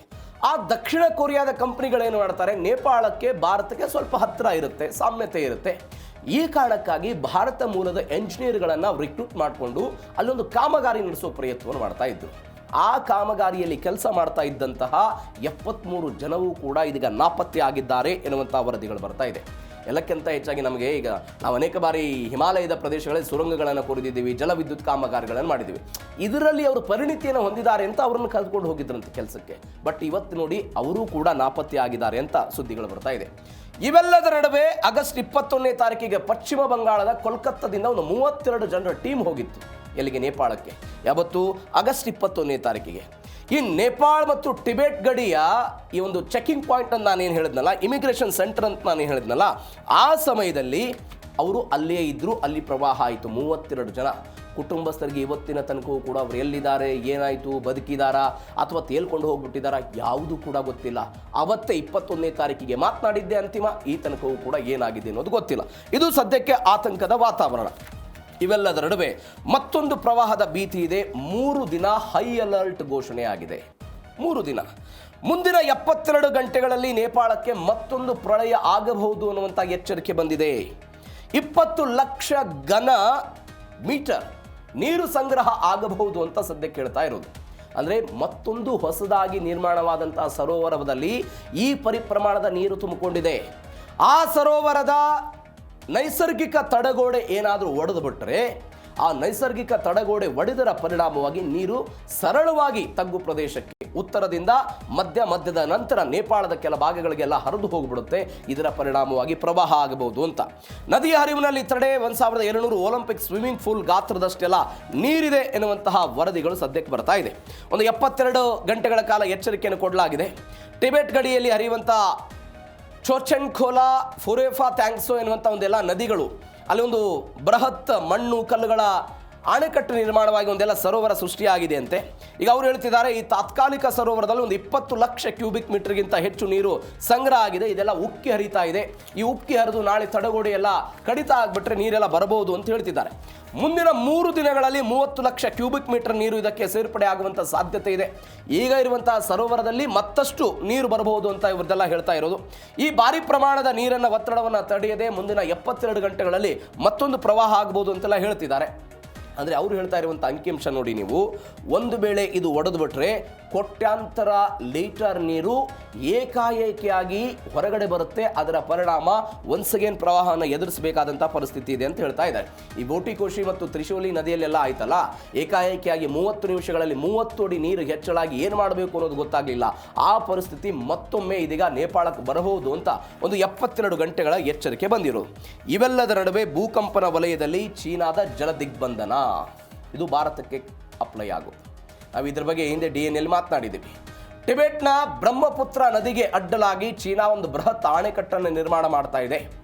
ಈಗ ತಾನು ನಿರ್ಮಿಸಿರುವಂತಹ ಅಣೆಕಟ್ಟಿನ 3 ಪಟ್ಟು ದೊಡ್ಡದು, ಅಂದರೆ ಮೆಡಾಗ್ ಎನ್ನುವಂಥ ಒಂದು ಅಣೆಕಟ್ಟಿದು 60,000 ಮೆಗಾವ್ಯಾಟ್ ವಿದ್ಯುತ್ತನ್ನು ಉತ್ಪಾದನೆ ಮಾಡಬಲ್ಲಂತಹ ವಿಶ್ವದ ಅತಿ ದೊಡ್ಡ ಅಣೆಕಟ್ಟನ್ನು ಅವರು ಕಟ್ತಾ ಇದ್ದಾರೆ.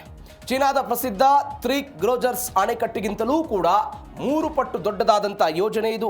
$167 ಬಿಲಿಯನ್ ವೆಚ್ಚ ಮಾಡ್ತಿದ್ದಾರೆ. 2033ರ ವೇಳೆಗೆ ಮುಗಿಸಬೇಕು ಎನ್ನುವಂಥ ಆಲೋಚನೆಯಲ್ಲಿದ್ದಾರೆ. ಅಣೆಕಟ್ಟು ನಿರ್ಮಾಣವಾಗ್ತಾ ಇರುವಂಥ ಜಾಗದಲ್ಲಿ ಫೈಸನ್ ಫಾಲ್ಟ್ ರೇಖೆ ಇದೆ ಅನ್ನೋದು ಸದ್ಯಕ್ಕೆ ಆತಂಕ ಇರೋದು. ಟಿಬೆಟ್ನ ಯಾರ್ಲಿಂಗ್ ತಾಂಗ್ಫೋ ಎನ್ನುವಂಥ ಒಂದು ನದಿ, ಅದಕ್ಕೆ ಆ ರೀತಿಯಲ್ಲಿ ಕರೀತಾರೆ. ನಾವು ಬ್ರಹ್ಮಪುತ್ರ ಅಂತ ಕರಿತೀವಿ. ಮತ್ತು ಬಾಂಗ್ಲಾದೇಶಕ್ಕೂ ಕೂಡ ಹರಿದು ಹೋಗುತ್ತೆ. ಬಾಂಗ್ಲಾದಲ್ಲಿ ಅದಕ್ಕೆ ಬೇರೆ ಹೆಸರಿಂದ ಕರೀತಾರೆ. ಅದಕ್ಕೆ ಚೀನಾದವರು ಏನು ಮಾಡ್ತಿದ್ದಾರೆ, ಒಂದು ಮೆಡಾಗ್ ಎನ್ನುವಂಥ ಒಂದು ಅಣೆಕಟ್ಟನ್ನು ಕಟ್ತಾ ಇದ್ದಾರೆ. ಹೆಚ್ಚು ಕಡಿಮೆ 14 ಲಕ್ಷ ಕೋಟಿ ರೂಪಾಯಿ ಇದಕ್ಕೆ ಇನ್ವೆಸ್ಟ್ಮೆಂಟನ್ನು ಮಾಡಿ ಈ ಯೋಜನೆಯನ್ನು ಚೀನಾದವರೆಲ್ಲ ಕೈಗೆತ್ತಿಕೊಂಡ್ರು. ತ್ರೀ ಗ್ರೋಜರ್ಸ್ ಎನ್ನುವಂತಹ ಅಣೆಕಟ್ಟು ಏನಿದೆ ಅದಕ್ಕಿಂತ 3 ಪಟ್ಟು ದೊಡ್ಡದು ಅಂತ ಹೇಳ್ತಿದ್ದಾರೆ. ಎಲ್ಲಕ್ಕಿಂತ ಆತಂಕದ ವಿಚಾರ ಅಂತ ಹೇಳಿದ್ರೆ, ನಮ್ಮ ದೇಶದ ಅರುಣಾಚಲ ಪ್ರದೇಶಕ್ಕೆ ಕೇವಲ 50 ಕಿಲೋಮೀಟರ್ ದೂರದಲ್ಲಿರುವಂತಹ ಒಂದು ಪ್ರದೇಶದಲ್ಲಿ ಈ ಮೆಡಾಗ್ ಎನ್ನುವಂಥ ಅಣೆಕಟ್ಟನ್ನು ನಿರ್ಮಾಣ ಮಾಡ್ತಾ ಇದ್ದಾರೆ. ಯಾಕೆ ಆತಂಕ ಅಂತ ಹೇಳಿದ್ರೆ, ನಾನು ನಿನ್ನೆ ನಿಮಗೆ ಒಂದು ಮಾತು ಹೇಳಿದೆ. ಹಿಮಾಲಯ ಪ್ರದೇಶ ಹೇಗೆ ರೂಪ ಆಯಿತು, ಭಾರತ ಮತ್ತು ಯುರೇಷಿಯನ್ ಟೆಕ್ಟೋನಿಕ್ ಪ್ಲೇಟ್ಗಳು ಏನು ಡಿಕ್ಕಿ ಹೊಡೆದಿದ್ದರ ಪರಿಣಾಮವಾಗಿ ಆಯಿತು ಅಂತ ನಾನೆಲ್ಲ ಹೇಳಿದ್ನಲ್ಲ, ಆ ಡಿಕ್ಕಿ ಹೊಡೆಯುವಂಥ ಒಂದು ಪ್ರದೇಶ ಏನಿದೆಯಲ್ಲ, ಆ ಪ್ರದೇಶದಲ್ಲಿ ಅತಿ ಹೆಚ್ಚು ಭೂಕಂಪನ ಸಂಭವಿಸುತ್ತೆ ಅಂತ ವರದಿಗಳು ಬಂದಿದೆ. 2017ರಲ್ಲಿ ಅಲ್ಲಿ ಭೂಕಂಪನ ಆಗಿತ್ತು. 2025ರಲ್ಲಿ 7.1ರ ತೀವ್ರತೆಯಲ್ಲಿ ಭೂಕಂಪ ಸಂಭವಿಸಿತ್ತು. ಆ ಪ್ರದೇಶದಲ್ಲಿ ಇವತ್ತು ಚೀನಾ ಏನು ಮಾಡ್ತಾ ಇದೆ, ಅಣೆಕಟ್ಟನ್ನು ನಿರ್ಮಿಸುವ ಹಂತಕ್ಕೆ ಹೋಗ್ತಾ ಇದೆ. ಇದು ಭಾರತಕ್ಕೆ ಒಂದು ಆತಂಕವನ್ನು ತಂದಿಟ್ಟಿದೆ ಅನ್ನೋದು ಸದ್ಯಕ್ಕೆ ಬರ್ತಾ ಇರುವಂಥ ಡೀಟೇಲ್ಸು. ಎಲ್ಲಕ್ಕಿಂತ ಹೆಚ್ಚಾಗಿ ಮತ್ತೊಂದು ಆಘಾತಕಾರಿ ಏನು ಅಂಶ ಅಂದರೆ, ಈ ಫೈಸನ್ ಫಾಲ್ಟ್ ಅಂತ ನಾವೇನು ಕರಿತೀವಿ, ಒಂದು ಭೂಕಂಪನದ ರೇಖೆ ಇದು. ಯಾವ ಭೂಕಂಪನ ರೇಖೆ ಫೈಸನ್ ಫಾಲ್ಟ್ ಇದೆಯಲ್ಲ, ಅಲ್ಲಿಯೇ ಇವರು ಈ ಅಣೆಕಟ್ಟನ್ನು ಕಟ್ತಾ ಇದ್ದಾರೆ. ಈಗ ಜಾಗತಿಕವಾಗಿ ಭಾರತ ಸೇರಿದಂತೆ ಬೇರೆ ಬೇರೆ ದೇಶಗಳ ಆತಂಕ ಏನು ಅಂತ ಹೇಳಿದ್ರೆ, ನಾಳೆ ಹೆಚ್ಚು ಕಡಿಮೆಯಾಗಿ ಭೂಕಂಪ ಸಂಭವಿಸಿಬಿಟ್ರೆ, ಸ್ವತಃ ಚೀನಾದ ತಜ್ಞರೇ ಇದರ ಬಗ್ಗೆ ಆತಂಕವನ್ನು ವ್ಯಕ್ತಪಡಿಸಿದ್ದಾರೆ. ಭೂಕಂಪ ಸಂಭವಿಸಿಬಿಟ್ರೆ 7.1ರ ತೀವ್ರತೆಯ ಭೂಕಂಪ 2025ರಲ್ಲಿ ಆಗಿದೆ ಅಂತ ಹೇಳಿದ್ರೆ, ಆ ತೀವ್ರತೆ ಮತ್ತಷ್ಟು ಹೆಚ್ಚಳ ಆಗ್ಬೋದು. ಆ ಅಣೆಕಟ್ಟು ಒಡೆದು ಬಿಟ್ರೆ ಅರುಣಾಚಲ್ ಪ್ರದೇಶ ಸೇರಿದಂತೆ ಭಾರತದ ಬೇರೆ ಬೇರೆ ರಾಜ್ಯಗಳ ಪರಿಸ್ಥಿತಿ ಏನಾಗುತ್ತೆ, ಈ ಆತಂಕ ಸಹಜವಾಗಿದೆ. ಇವೆಲ್ಲದರ ನಡುವೆ ಇದೀಗ ದೊಡ್ಡ ಮಟ್ಟದ ಬೆಳವಣಿಗೆಗಳಾಗ್ತಾ ಇದ್ದದ್ದನ್ನು ನೋಡ್ತಾ ಇದ್ದೀವಿ. ಇದಕ್ಕೆ ಮತ್ತೊಂದು ಬೆಳವಣಿಗೆ ನೋಡಿ ನೀವು, ಭಾರತದ 6 ರಾಜ್ಯಗಳು ಯಾವ್ಯಾವುದು, ಸಿಕ್ಕಿಂ ಆಗಿರ್ಬೋದು, ಹಿಮಾಚಲ್ ಪ್ರದೇಶ, ಅದಾದ ಜಮ್ಮು ಕಾಶ್ಮೀರ, ಅರುಣಾಚಲ್ ಪ್ರದೇಶ್ ಮತ್ತು ಉತ್ತರಾಖಂಡ್.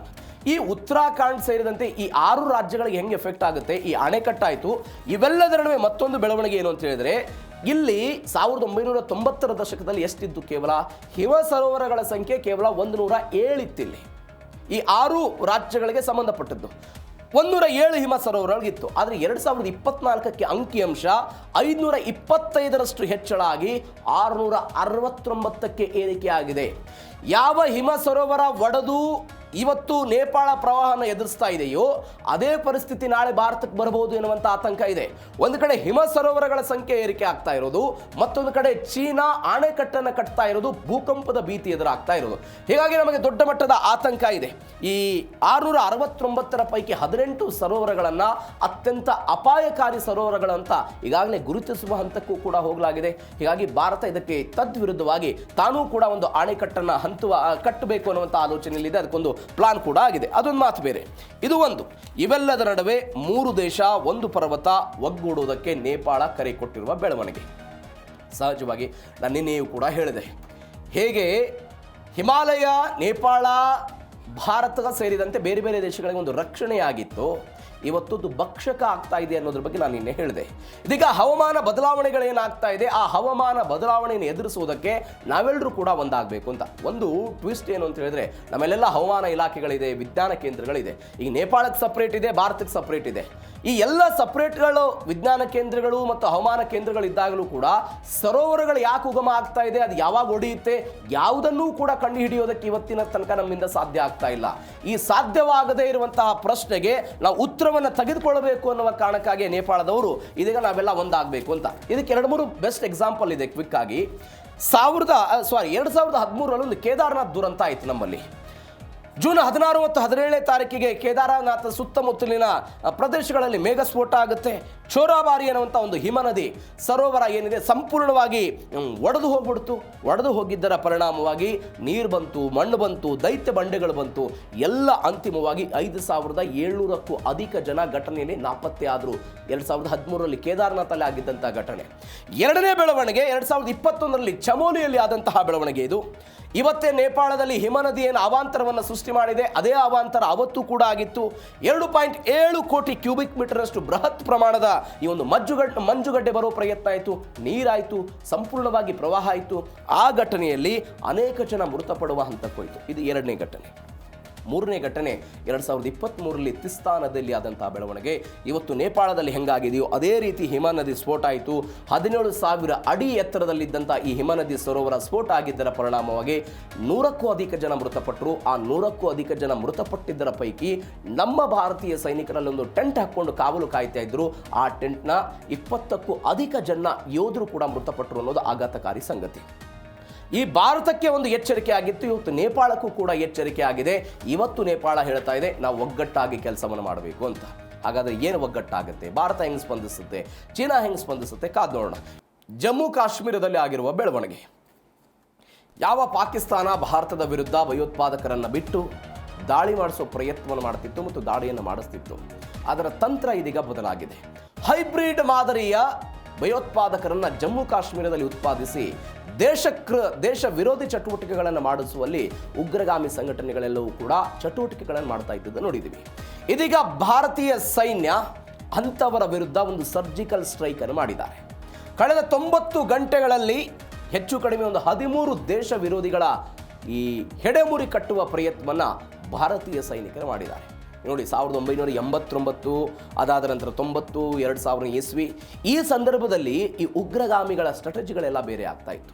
ನೇರವಾಗಿ ಯುದ್ಧ ಮಾಡೋ ಅಂದರೆ ಯುದ್ಧ ಅಂತಲ್ಲದು, ನೇರವಾಗಿ ದಾಳಿ ಮಾಡೋ ಪ್ರಯತ್ನವನ್ನು ಮಾಡ್ತಾ ಇದ್ರು. ಭಾರತೀಯ ಸೈನ್ಯ ಅದಕ್ಕೆ ತಕ್ಕನಾದಂಥ ಉತ್ತರವನ್ನು ಕೊಡ್ತಾ ಇತ್ತು. ಇವತ್ತು ಆರ್ಟಿಕಲ್ 370 ಅಬ್ರಾಗೇಷನ್ ಆದ ನಂತರ ಹೈಬ್ರಿಡ್ ರೀತಿಯಾಗಿ ಉಗ್ರಗಾಮಿಗಳನ್ನು ಹುಟ್ಟಾಕ್ತಾ ಇದ್ದಾರೆ. ಅದರ ವಿರುದ್ಧವೂ ಕೂಡ ಭಾರತ ಇವತ್ತು ಅವರನ್ನು ಟೊಂಕ ಕಟ್ಟಿ ಅವರನ್ನು ಹೊಡೆದುರುಳಿಸುವ ಪ್ರಯತ್ನವನ್ನು ಮಾಡ್ತಾ ಇದೆ. ಅದರ ಭಾಗವಾಗಿ 13 ಜನರನ್ನು ಹೆಡೆಮುರಿ ಕಟ್ಟಿರೋದು. ಹಾಗಾದರೆ ಅವರಿಂದ ಏನು ವಶಕ್ಕೆ ತೆಗೆದುಕೊಳ್ಳಲಾಗಿದೆ, ಇವರ ಪ್ಲಾನ್ ಹೆಂಗಾಗಿತ್ತು, ಪಾಕಿಸ್ತಾನದ ಇತಿಹಾಸದಲ್ಲಿ ಏನೇನು ಬೆಳವಣಿಗೆಗಳಾಗಿತ್ತು, ಈ ಉಗ್ರಗಾಮಿಗಳ ಇತಿಹಾಸದಲ್ಲಿ ಏನೇನಾಯಿತು, 3 ಸ್ಟೋರಿಯಲ್ಲಿ ಡೀಟೇಲ್ ಆಗಿ ನೋಡ್ತಾ ಹೋಗೋಣ. ಜಮ್ಮು ಕಾಶ್ಮೀರದಲ್ಲಿ ಸೇನೆಯ ಮಹಾ ಬೇಟೆಯಾಗಿದೆ. ಭಾರತೀಯ ಸೇನೆ ಒಂದು ದೊಡ್ಡ ಬೇಟೆಯನ್ನು ಆಡ್ತು. ಹೈಬ್ರಿಡ್ ಉಗ್ರರನ್ನ ಮಟ್ಟ ಹಾಕಿದೆ ಭಾರತೀಯ ಸೇನೆ. 90 ಗಂಟೆಗಳ ಕಾಲ ಒಂದು ದೊಡ್ಡ ಮಟ್ಟದ ಕಾರ್ಯಾಚರಣೆಯೆಲ್ಲ ಯಶಸ್ವಿಯಾಗಿದೆ. 5 ಹೈಬ್ರಿಡ್ ಉಗ್ರರು ಸೇರಿದಂತೆ ಒಂದು 13 ಜನರನ್ನು ವಶಕ್ಕೆ ತೆಗೆದುಕೊಂಡಿದ್ದಾರೆ. ಸೇನೆ, ಪೊಲೀಸರು, CRPFನವರೆಲ್ಲ ಇದಕ್ಕೆ ಕಾರ್ಯಾಚರಣೆ ಮಾಡಿದರು. ಕುಲ್ಗಮ್, ಶೋಫಿಯಾನ್, ಪುಲ್ವಾಮಾ ಮತ್ತು ಸೋಫೂರ್ನಲ್ಲಿ ಈ ದಾಳಿಯನ್ನು ಮಾಡುವುದರ ಮುಖಾಂತರ ಇದೊಂದು ಯಶಸ್ವಿಯಾಗಿದೆ. ಒಂದು 5 ಜನ ಹೈಬ್ರಿಡ್ ಉಗ್ರರು 13 ಜನರನ್ನೆಲ್ಲ ಬಂಧಿಸಿದ್ದಾರೆ. ಶೋಫಿಯಾನ್, ಪುಲ್ವಾಮಾ, ಸೋಫೂರ್, ಕುಲ್ಗಾಮ್ ಜಿಲ್ಲೆಗಳೆಲ್ಲ ಆಯಿತು. 5 ಜನ ಹೈಬ್ರಿಡು, ಅದಾದ ನಂತರ ಓವರ್ ಗ್ರೌಂಡ್ ವರ್ಕರ್ಸ್, OCM ಅಂತ ನಾವೇನು ಕರಿತೀವಿ, ಅದಾದ ನಂತರ ಸಹಚರ್ಯೆಲ್ಲ ಇದರಲ್ಲಿ. ಒಂದು AK ರೈಫಲ್, 2 AK ಮ್ಯಾಗಝಿನ್ಗಳು 10 ಹ್ಯಾಂಡ್ ಗ್ರೆನೇಡ್ಗಳು 100ಕ್ಕೂ ಹೆಚ್ಚು ಜೀವಂತ ಗುಂಡುಗಳನ್ನೆಲ್ಲ ಸುಧಾರಿತ ಸ್ಫೋಟಕ ಸಾಧನಗಳನ್ನೆಲ್ಲ ವಶಕ್ಕೆ ಪಡೆದುಕೊಂಡಿದ್ದಾರೆ ಅಂತೆಲ್ಲ ಹೇಳ್ತಾ ಇದ್ದಾರೆ. ನೋಡಿ, ನಾನು ಅವಾಗಲೇ ಹೇಳ್ತಾ ಇದ್ದೆ ನಿಮಗೆ, 1989ರಲ್ಲಿ ಪಾಕಿಸ್ತಾನ ಪ್ರೇರಿತ ಉಗ್ರರು ಏನು ಮಾಡ್ತಾ ಇದ್ರು, ದೊಡ್ಡ ಮಟ್ಟದಲ್ಲಿ ಜಮ್ಮು ಕಾಶ್ಮೀರಕ್ಕೆ ಬರ್ತಿದ್ರು, ನುಸುಳೋದಕ್ಕೆ ಬರ್ತಿದ್ರು, ನುಸುಳಿ ಭಾರತೀಯ ಸೇನೆಯೊಂದಿಗೆ ಕಾದಾಟವನ್ನು ಮಾಡೋ ಪ್ರಯತ್ನವನ್ನು ಮಾಡ್ತಾ ಇತ್ತು. ಇದಕ್ಕೆ ತದ್ವಿರುದ್ಧವಾಗಿ ಅದು ಹಿಜ್ಬುಲ್ ಮುಜಾಹಿದ್ದೀನ್ ಆಗಿರ್ಬೋದು, ಜಮ್ಮು ಕಾಶ್ಮೀರ್ ಲಿಬರಲೈಸೇಷನ್ ಫ್ರಂಟ್ ಆಗಿರ್ಬೋದು, AK-47 ರೈಫಲ್ಗಳೊಂದಿಗೆ ಅವರು ಬರೋ ಪ್ರಯತ್ನ ಮಾಡಿದರು. ಇದಕ್ಕೆ ತದ್ವಿರುದ್ಧವಾಗಿ ಭಾರತ ತನ್ನದೇ ಆದಂತಹ ಪಡೆಯನ್ನು ಕೊಟ್ಟು ಉಗ್ರಗಾಮಿಗಳನ್ನು ಹೊಡೆಯುವ ಯಶಸ್ವಿಯಾಯಿತು. ಇದು ಒಂದು. 2000 ದಶಕದ ನಂತರ ಏನಾಯಿತು ಬೆಳವಣಿಗೆ, ನೇರ ಮುಖಾಮುಖಿಯಾಗುವಂಥ ಪ್ರಯತ್ನ ಆಯಿತು. ಲಷ್ಕರ್ ಎ ತೊಯ್ಬಾ ಆಗಿರ್ಬೋದು, ಜೈಷೆ ಮೊಹಮ್ಮದ್ನವರು ಆಗಿರ್ಬೋದು, ಬರೋ ಪ್ರಯತ್ನ ಇತ್ತು. ಬರೋ ಪ್ರಯತ್ನದ ಭಾಗವಾಗಿ ಅವರು ಒಳನುಸುಳೋ ಪ್ರಯತ್ನವನ್ನು ಮಾಡಿದರು. ದಾಳಿ ಮಾಡೋದಕ್ಕೆ ಒಂದು ಹೈಟೆಕ್ ಬೇಲಿಯನ್ನು ಹಾಕುವ ಮುಖಾಂತರ ಎಲ್ಲವೂ ಸಿಗಡಿಯಲ್ಲಿ ಅದನ್ನು ತಡೆಯುವ ಹಂತಕ್ಕೆ ಹೋದ್ವಿ. ಯಾವಾಗ ಆರ್ಟಿಕಲ್ 370 ಅಬ್ರಾಗೇಷನ್ ಆಯಿತು, ಅದಕ್ಕಿಂತ ಮೊದಲು 2016ಕ್ಕೆ ಆಸುಪಾಸಿಗೆ ಸೋಷಿಯಲ್ ಮೀಡಿಯಾಗಳನ್ನು ಹೆಚ್ಚು ಬಳಕೆ ಮಾಡ್ಕೊಳ್ತಾ ಇದ್ರು. ಯಾವಾಗ ಆರ್ಟಿಕಲ್ 370 ಅಬ್ರಾಗೇಷನ್ ಆಯಿತು, ಇವ್ರು ಏನು ಮಾಡ್ತಾ ಇದ್ರು, ಈ ಸ್ಥಳೀಯ ಯುವಕರನ್ನ ಪತ್ತೆ ಹಚ್ಚಿ, ಅವ್ರು ನಿರುದ್ಯೋಗಿ ಇರ್ತಾರೋ, ಉದ್ಯೋಗಿ ಇರ್ತಾರೋ, ಅವ್ರು ಏನು ಕೆಲಸ ಮಾಡ್ತಿರ್ತಾರೋ, ವಿದ್ಯಾರ್ಥಿಗಳಿರ್ತಾರೋ, ಅವರನ್ನ ಪತ್ತೆ ಹಚ್ಚಿ ಉಗ್ರಗಾಮಿ ಚಟುವಟಿಕೆಗಳಲ್ಲಿ ಭಾಗವಹಿಸುವಂತೆ ಅವರನ್ನು ನೋಡ್ಕೊಳ್ಳಾಯಿತು. ಅವ್ರು ಯಾರಿಗೂ ಕೂಡ ಕಾಣ್ತಿಲ್ಲ, ನಾನು ಆಮೇಲೆ ಬರ್ತೀನಿ ಅದಕ್ಕೆ. ಅಂಥವರನ್ನ ಬಳಕೆ ಮಾಡಿಕೊಳ್ಳುವ ಹಂತಕ್ಕೆ ಹೋಗ್ತಾ ಇತ್ತು. ಇವತ್ತು ಭಾರತ ಅಂಥವರ ಹೆಡೆಮುರಿ ಕಟ್ಟುವಲ್ಲಿ ಯಶಸ್ವಿಯಾಗಿದೆ. ಹಾಗಾದರೆ ಏನೇನು ತೆಗೆದುಕೊಂಡ್ರು? ಪತ್ತೆ ಆಯಿತು ಮೃತ್ಯುದೂತರ ಶಸ್ತ್ರಾಸ್ತ್ರಗಳ ಭಂಡಾರ. ಏನೇನು ಸಿಕ್ತು? AK ರೈಫಲ್, IED ಮತ್ತು 12ಕ್ಕೂ ಹೆಚ್ಚು ಗ್ರೆನೇಡ್ಗಳನ್ನು ಜಪ್ತಿ ಮಾಡಿಕೊಂಡಿದ್ದಾರೆ. 4 ಪಿಸ್ತೂಲ್ಗಳನ್ನು ತೆಗೆದುಕೊಂಡಿದ್ದಾರೆ. 100ಕ್ಕೂ ಹೆಚ್ಚು ಜೀವಂತ ಮದ್ದುಗುಂಡುಗಳನ್ನು ವಶಕ್ಕೆ ತೆಗೆದುಕೊಂಡಿದ್ದಾರೆ. ಉಗ್ರ ಸಂಘಟನೆಗಳ ರಾಷ್ಟ್ರ ವಿರೋಧಿ ಪೋಸ್ಟರ್ಗಳೆಲ್ಲ ಪತ್ತೆಯಾಗಿದೆ. ಹಿಜ್ಬುಲ್ ಮುಜಾಹಿದ್ದೀನ್, ಲಷ್ಕರ್ ಎ ತೊಯ್ಬಾ ಸಂಘಟನೆಗಳ ಈ ಪ್ರಚೋದನಕಾರಿ ಪೋಸ್ಟರ್ಗಳಿವು. ಇವೆಲ್ಲವನ್ನು ಕೂಡ ಇದೀಗ ಭಾರತೀಯ ಸೇನೆ ತನ್ನ ವಶಕ್ಕೆ ತೆಗೆದುಕೊಂಡಿದ್ದನ್ನು ನಾವು ನೋಡ್ತಾ ಇದ್ದೀವಿ. AK ರೈಫಲ್, IED, 12ಕ್ಕೂ ಹೆಚ್ಚು ಹ್ಯಾಂಡ್ ಗ್ರೆನೇಡ್ಗಳು ಎಲ್ಲವನ್ನು ಕೂಡ ತೆಗೆದುಕೊಂಡಿದ್ದಾರೆ ಅಂತ ಹೇಳ್ತಿದ್ದಾರೆ. 2 ಮ್ಯಾಗಜಿನ್ಗಳನ್ನು ಕೂಡ ವಶಕ್ಕೆ ತೆಗೆದುಕೊಳ್ಳಲಾಗಿದೆ ಅಂತೆಲ್ಲ ಹೇಳ್ತಿದ್ದಾರೆ. ಇವೆಲ್ಲದ ನಡುವೆ ಸ್ಫೋಟಕ ಸಾಧನವನ್ನು ನಿಷ್ಕ್ರಿಯಗೊಳಿಸಿ ಅದನ್ನು ಜಪ್ತಿ ಮಾಡಿಕೊಂಡಿದ್ದಾರೆ. ಸಾರ್ವಜನಿಕ ಸ್ಥಳಗಳಲ್ಲಿ ಒಂದು ಭಯ ಸೃಷ್ಟಿಸಬೇಕು, ಭೀತಿಯನ್ನು ಸೃಷ್ಟಿ ಮಾಡಿಕೊಳ್ಬೇಕು ಅಂತ 10ರಿಂದ 12ಕ್ಕೂ ಹೆಚ್ಚು ಹ್ಯಾಂಡ್ ಗ್ರೆನೇಡ್ಗಳು ಮತ್ತು 100ಕ್ಕೂ ಹೆಚ್ಚು ಜೀವಂತ ಗುಂಡುಗಳನ್ನೆಲ್ಲ ತಂದಿದ್ರಂತೆ. ಅದನ್ನು ಕೂಡ ವಶಕ್ಕೆ ಪಡೆದುಕೊಂಡಿದ್ದಾರೆ ಭಾರತೀಯ ಸೇನೆದವರು.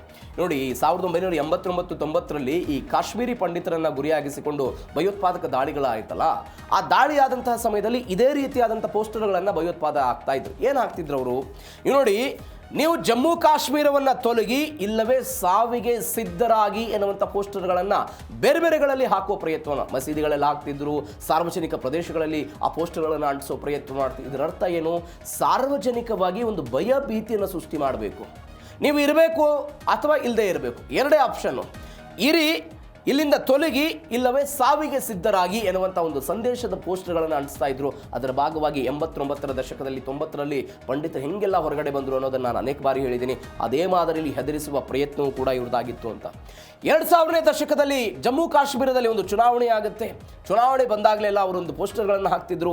ಯಾರು ಓಟ್ ಹಾಕಬಾರ್ದು, ಯಾರು ಓಟ್ ಹಾಕ್ತಾರೆ ಅಂತ ಅವರನ್ನು ಪತ್ತೆ ಮಾಡಿ ನಿಮಗೆ ಕಠಿಣ ಶಿಕ್ಷೆಯನ್ನು ಕೊಡ್ತೀವಿ ಅಂತ. ಇದರರ್ಥ ಏನು? ಅಲ್ಲೊಂದು ಪ್ರಜಾಪ್ರಭುತ್ವವಾದಂಥ ಸರ್ಕಾರ ಬರಬಾರ್ದು, ಅಸ್ತಿತ್ವಕ್ಕೆ ಬರಬಾರ್ದು.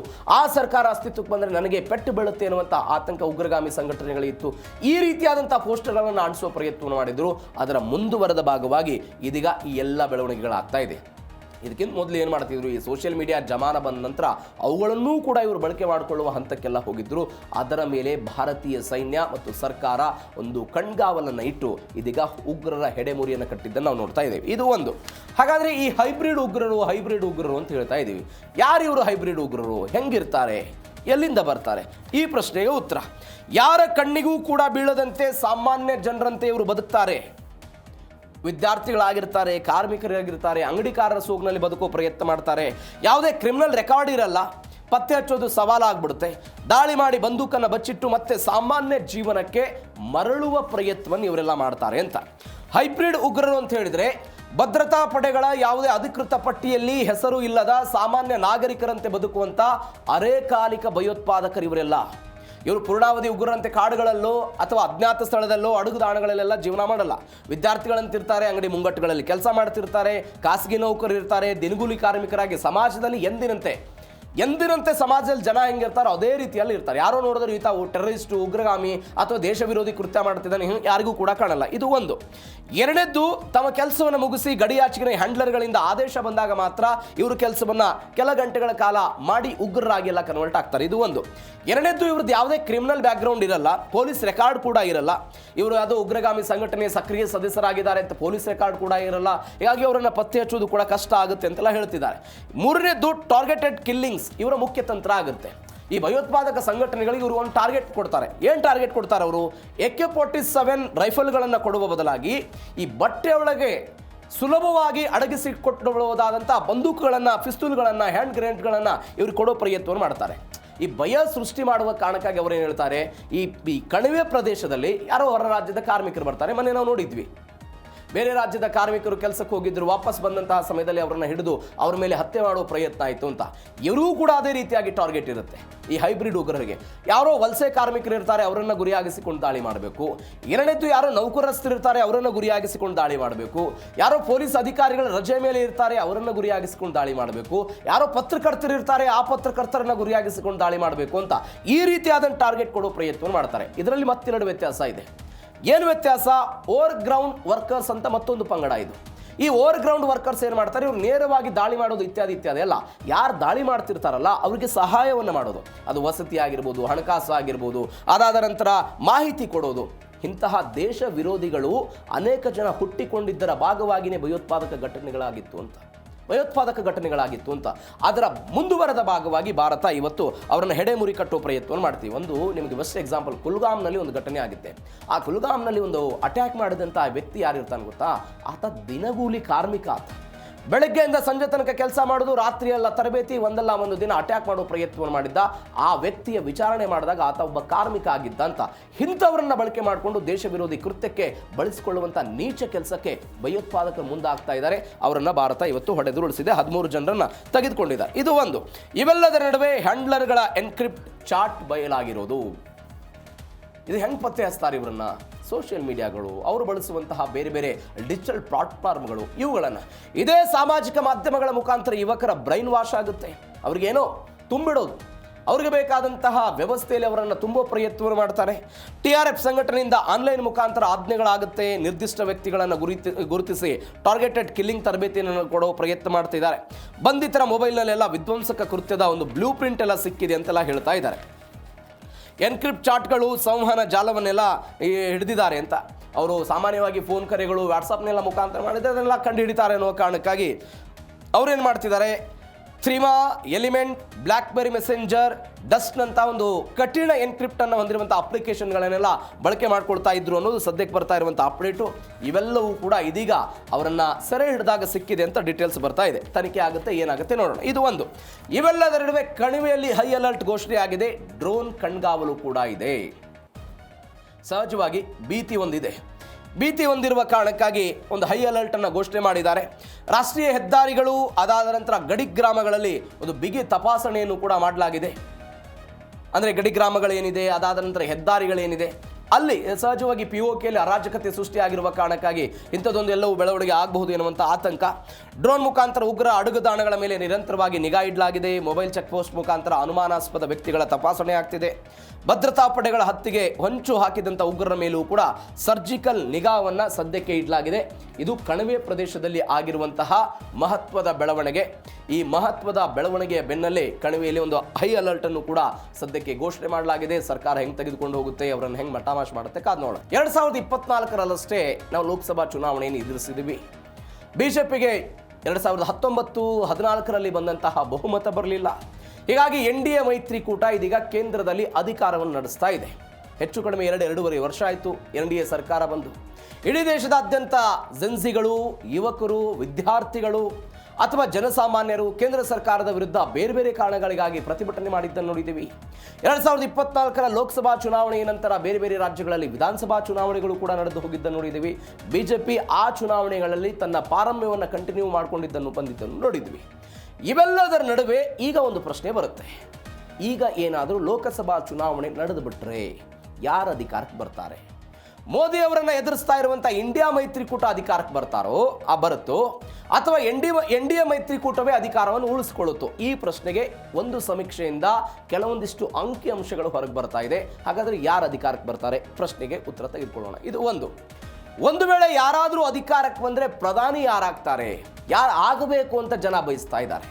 ಸಹಜವಾಗಿ ಅಫ್ಕೋರ್ಸ್ ಪ್ರಧಾನಿ ನರೇಂದ್ರ ಮೋದಿ ಕಂಟಿನ್ಯೂಟಿ ಆಗಬೇಕು ಅನ್ನುವಂಥ ಭಾಗ ದೊಡ್ಡದಿದೆ. ಎರಡನೇ ಆಪ್ಷನ್ ಆಗಿ ರಾಹುಲ್ ಗಾಂಧಿ ಅವರು ಇದ್ದಾರೆ.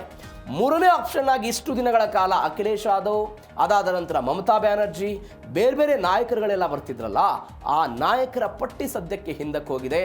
ಆ ಸ್ಥಾನಕ್ಕೆ ಇತ್ತೀಚೆಗಷ್ಟೇ ತಮಿಳುನಾಡಿನ ಮುಖ್ಯಮಂತ್ರಿ ಆಗಿರುವಂತಹ ವಿಜಯ್ ಅವರ ಹೆಸರು ಬಂದು ಕುಳಿತಾ ಇದೆ. ಕಾರಣ ಬೇರೆ ಇರ್ಬೋದು. ಯುವಕರು ಅನ್ನುವ ಕಾರಣಕ್ಕಾಗಿ ಇವತ್ತು ಹೆಚ್ಚು ಜನರಿಗೆ ಯುವಕರಿಗೆ ಅವಕಾಶವನ್ನು ಕೊಡಬೇಕು ಎನ್ನುವಂಥ ಆಗ್ರಹ ಇಡೀ ದೇಶದಾದ್ಯಂತ ಬರ್ತಾ ಇದೆ. ಇವೆಲ್ಲದರ ನಡುವೆ ವಿಜಯ್ ಅವರ ಹೆಸರು ಕೂಡ ಮುನ್ನೆಲೆಗೆ ಬಂದಿದೆ. ಹಾಗಾದರೆ ವಿಜಯ್ ಅವರನ್ನು ಸಪೋರ್ಟ್ ಮಾಡಿದವರೆಷ್ಟು, ಮೋದಿ ಅವರನ್ನು ಸಪೋರ್ಟ್ ಮಾಡಿದವರೆಷ್ಟು? ಇವೆಲ್ಲದ ನಡುವೆ ಇಂಡಿಯಾ ಟುಡೇ ಮತ್ತು ಸಿ ವೋಟರ್ನ ಸಮೀಕ್ಷೆಯಲ್ಲಿ ಯಾವೆಲ್ಲ ವರದಿಗಳು ಬಂತು? ಜನವರಿ 2026ರಲ್ಲಿ ಒಂದು ವರದಿ ಬಂದಿತ್ತು. ಆ ವರದಿಗೆ ಕಂಪೇರ್ ಮಾಡಿದರೆ ಬಿಜೆಪಿಯ ಸಂಖ್ಯೆಗಳು ಕಡಿಮೆ ಆಗ್ತಾ ಇದೆ. ಇದು ಗಮನಿಸಬೇಕಾದ ಸಂಗತಿ. ನಾನು ಡೀಟೇಲಿಗೆ ಬರ್ತೀನಿ. ಮೋದಿ ಹ್ಯಾಟ್ರಿಕ್ ಗ್ಯಾರಂಟಿ, NDAಗೆ ಅಧಿಕಾರ ನಿಶ್ಚಿತ ಅಂತ. NDA ಈಗ ಚುನಾವಣೆ ನಡೆದರೆ NDA ಅಧಿಕಾರಕ್ಕೆ ಬರುತ್ತೆ ಅಂತ ಹೇಳ್ತಿದೆ. ಈಗ ಚುನಾವಣೆ ನಡೆದರೆ NDA ಮೈತ್ರಿಕೂಟ ಮತ್ತೆ ಅಧಿಕಾರಕ್ಕೆ ಬರುತ್ತೆ. NDA ಮೈತ್ರಿಕೂಟಕ್ಕೆ 326 ಸ್ಥಾನಗಳ ಭರ್ಜರಿ ಜಯದ ಮುನ್ಸೂಚನೆಯನ್ನ ಇಂಡಿಯಾ ಟುಡೇ ಮತ್ತು ಸಿ ವೋಟರ್ ಜಂಟಿಯಾಗಿ ನಡೆಸಿದಂತಹ ಈ ಸಮೀಕ್ಷೆಯಲ್ಲಿ ಉಲ್ಲೇಖ ಮಾಡಲಾಗಿದೆ. ಮ್ಯಾಜಿಕ್ ನಂಬರ್ ಅನ್ನ ಮೋದಿ ನೇತೃತ್ವದ NDA ಮೈತ್ರಿಕೂಟ ತಲುಪುತ್ತೆ ಅಂತ ಇದರಲ್ಲಿ ಹೇಳಲಾಗಿದೆ. ನಾನು ಅವಾಗಲೇ ಹೇಳಿದೆ ನಿಮಗೆ, 2026ರ ಜನವರಿಯಲ್ಲಿ ಒಂದು ಸಮೀಕ್ಷೆ ಹೊರಗಡೆ ಬಂತು. ಆ ಸಮೀಕ್ಷೆಯಲ್ಲಿ ಏನು ಹೇಳಲಾಗಿತ್ತು ಅಂತ ಹೇಳಿದರೆ 352 ಸ್ಥಾನಗಳನ್ನು NDA ಮೈತ್ರಿಕೂಟ ಪಡೆದುಕೊಳ್ಳುತ್ತೆ ಅಂತ ಹೇಳಲಾಗಿತ್ತು. ಎಷ್ಟು? 352 ಸ್ಥಾನಗಳನ್ನು NDA ಮೈತ್ರಿಕೂಟ ಪಡೆದುಕೊಳ್ಳುತ್ತೆ ಅಂತ. ಮೈತ್ರಿಕೂಟದ ಹೊರತಾಗಿಯೇ ಬಿಜೆಪಿ 287 ಸ್ಥಾನಗಳನ್ನು ಪಡೆದುಕೊಳ್ಳುತ್ತೆ ಅಂತ ಹೇಳಲಾಗಿತ್ತು. ಇಂಡಿಯಾ ಮೈತ್ರಿಕೂಟ 182 ಸ್ಥಾನಗಳು ಸಿಗುತ್ತೆ ಅಂತ ಜನವರಿಯಲ್ಲಿ ಬಂದಿದ್ದಂಥ ವರದಿ. ಕಾಂಗ್ರೆಸ್ 80 ಸ್ಥಾನಗಳನ್ನು ಪಡೆದುಕೊಳ್ಳುತ್ತೆ ಅಂತ ಹೇಳಲಾಗಿತ್ತು. ಪ್ರಾದೇಶಿಕ ಪಕ್ಷಗಳು ಮತ್ತು ಪಕ್ಷೇತರು 9 ಸ್ಥಾನವನ್ನು ಪಡಿತಾರೆ ಅಂತ ಜನವರಿಯಲ್ಲಿ ಬಂದಂತಹ ವರದಿ ಇದು. ಅದರಲ್ಲಿ NDA ಮೈತ್ರಿಕೂಟಕ್ಕೆ 47% ಮತ ಹಂಚಿಕೆ, 39% ಮತ ಹಂಚಿಕೆ ಇಂಡಿಯಾ ಮೈತ್ರಿಕೂಟಕ್ಕೆ, ಇತರಿಗೆ ಒಂದು 14% ಬರಬಹುದು ಅಂತ. ಆದರೆ 2026ರಲ್ಲಿ ಬಂದಂಥ, ಅಂದರೆ ಆಗಸ್ಟ್ ತಿಂಗಳಲ್ಲಿ ಬಂದಂಥ ವರದಿಯಲ್ಲಿ C voter mood of the nation ಸಮೀಕ್ಷೆಯಲ್ಲಿ ಅವರು ಹೇಳ್ತಾ ಇದ್ದಾರೆ 326 ಸ್ಥಾನಗಳು NDA ಮೈತ್ರಿಕೂಟಕ್ಕೆ ಬರುತ್ತೆ. ಅಂದರೆ ಜನವರಿಯಿಂದ ಆಗಸ್ಟ್ನ ತನಕ NDA ಮೈತ್ರಿಕೂಟ ತನ್ನ 26 ಸ್ಥಾನಗಳನ್ನು ಕಳೆದುಕೊಳ್ಳುತ್ತೆ. ಅಧಿಕಾರಕ್ಕೆ ಬರಬಹುದು, ಆದರೆ ಗಳಿಸಬಹುದಾದಂತಹ ಸ್ಥಾನಗಳಲ್ಲಿ 26 ಸ್ಥಾನಗಳನ್ನು ಕಳೆದುಕೊಳ್ಳುತ್ತೆ ಅಂತ ಈಗ ಬಂದಿರುವಂಥ ವರದಿ. ಇದು ಒಂದು ಭಾಗ. ಇವೆಲ್ಲದರ ನಡುವೆ ಬಿಜೆಪಿ ಜಂಟಿಯಾಗಿ 261 ಸ್ಥಾನಗಳನ್ನು ಗೆಲ್ಲಬಹುದು ಅಂತ ಇದರಲ್ಲಿ ಹೇಳಲಾಗಿದೆ. ಈ ಹಿಂದೆ ಅದು 287 ಸ್ಥಾನಕ್ಕಿತ್ತು. ಅಲ್ಲಿಯೂ ಕೂಡ 17 ಸಂಖ್ಯೆಗಳು ಕಡಿಮೆ ಆಗ್ತಾ ಇದ್ದದನ್ನು ನೋಡ್ತಾ ಇದ್ದೀವಿ. 2024ರ ಲೋಕಸಭಾ ಚುನಾವಣೆಯಲ್ಲಿ ಗೆದ್ದಿದ್ದಂಥ 240 ಸ್ಥಾನ ಏನಿತ್ತು, ಅದಕ್ಕಿಂತ 21 ಸ್ಥಾನಗಳು ಬಿಜೆಪಿಗೆ ಸರ್ಪ್ಲಸ್ ಆಗಿ ಬರ್ತಾ ಇದೆ. ವಿರೋಧ ಪಕ್ಷಗಳ ಒಕ್ಕೂಟ ಅಂದರೆ ಇಂಡಿಯಾ ಮೈತ್ರಿಕೂಟ 185 ಸ್ಥಾನಗಳನ್ನು ಪಡೆಯಬಹುದು ಅಂತ ಅಂದಾಜನ್ನು ಕೊಡಲಾಗಿದೆ. 2024ರಲ್ಲಿ 234 ಸ್ಥಾನಗಳನ್ನು ಇಂಡಿಯಾ ಮೈತ್ರಿಕೂಟ ಪಡೆದುಕೊಂಡಿತ್ತು. ಇದು ಗಮನಿಸಬೇಕಾದ ಸಂಗತಿ.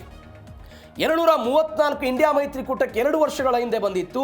ಇವತ್ತು ಚುನಾವಣೆ ನಡೆದರೆ ಇಂಡಿಯಾ ಮೈತ್ರಿಕೂಟಕ್ಕೆ ಕೇವಲ 185 ಸ್ಥಾನಗಳು ಬರುತ್ತೆ ಅಂತ ಹೇಳ್ತಿದ್ದಾರೆ. ಕಾಂಗ್ರೆಸ್ 106 ಸ್ಥಾನಗಳನ್ನು ಗೆಲ್ಲುವಂತಹ ನಿರೀಕ್ಷೆ ಇದೆ. ಇದು ಕಾಂಗ್ರೆಸ್ನದ್ದು. ಜನವರಿಯಲ್ಲಿ ಬಂದಂತಹ ವರದಿಯಲ್ಲಿ ಕೇವಲ 80 ಸ್ಥಾನಗಳನ್ನು ಕಾಂಗ್ರೆಸ್ ಗೆಲ್ಲಬಹುದು ಅಂತ ಹೇಳ್ತಿತ್ತು. ಈಗ ಬಂದಿರುವಂಥ ವರದಿಯಲ್ಲಿ ಬಿಜೆಪಿಯ ಯಾವ 26 ಸ್ಥಾನಗಳು ಮೈನಸ್ ಆಗ್ತಿದೆಯೋ ಅದು ಕಾಂಗ್ರೆಸ್ಗೆ ಶಿಫ್ಟ್ ಆಗ್ತಾ ಇದೆ. ಈಗ ಅವರು 106 ಸ್ಥಾನಗಳನ್ನು ಈಗ ಚುನಾವಣೆ ನಡೆದರೆ ಕಾಂಗ್ರೆಸ್ನವರು ಗೆಲ್ಲಬಹುದು ಅಂತ ಹೇಳ್ತಿದ್ದಾರೆ.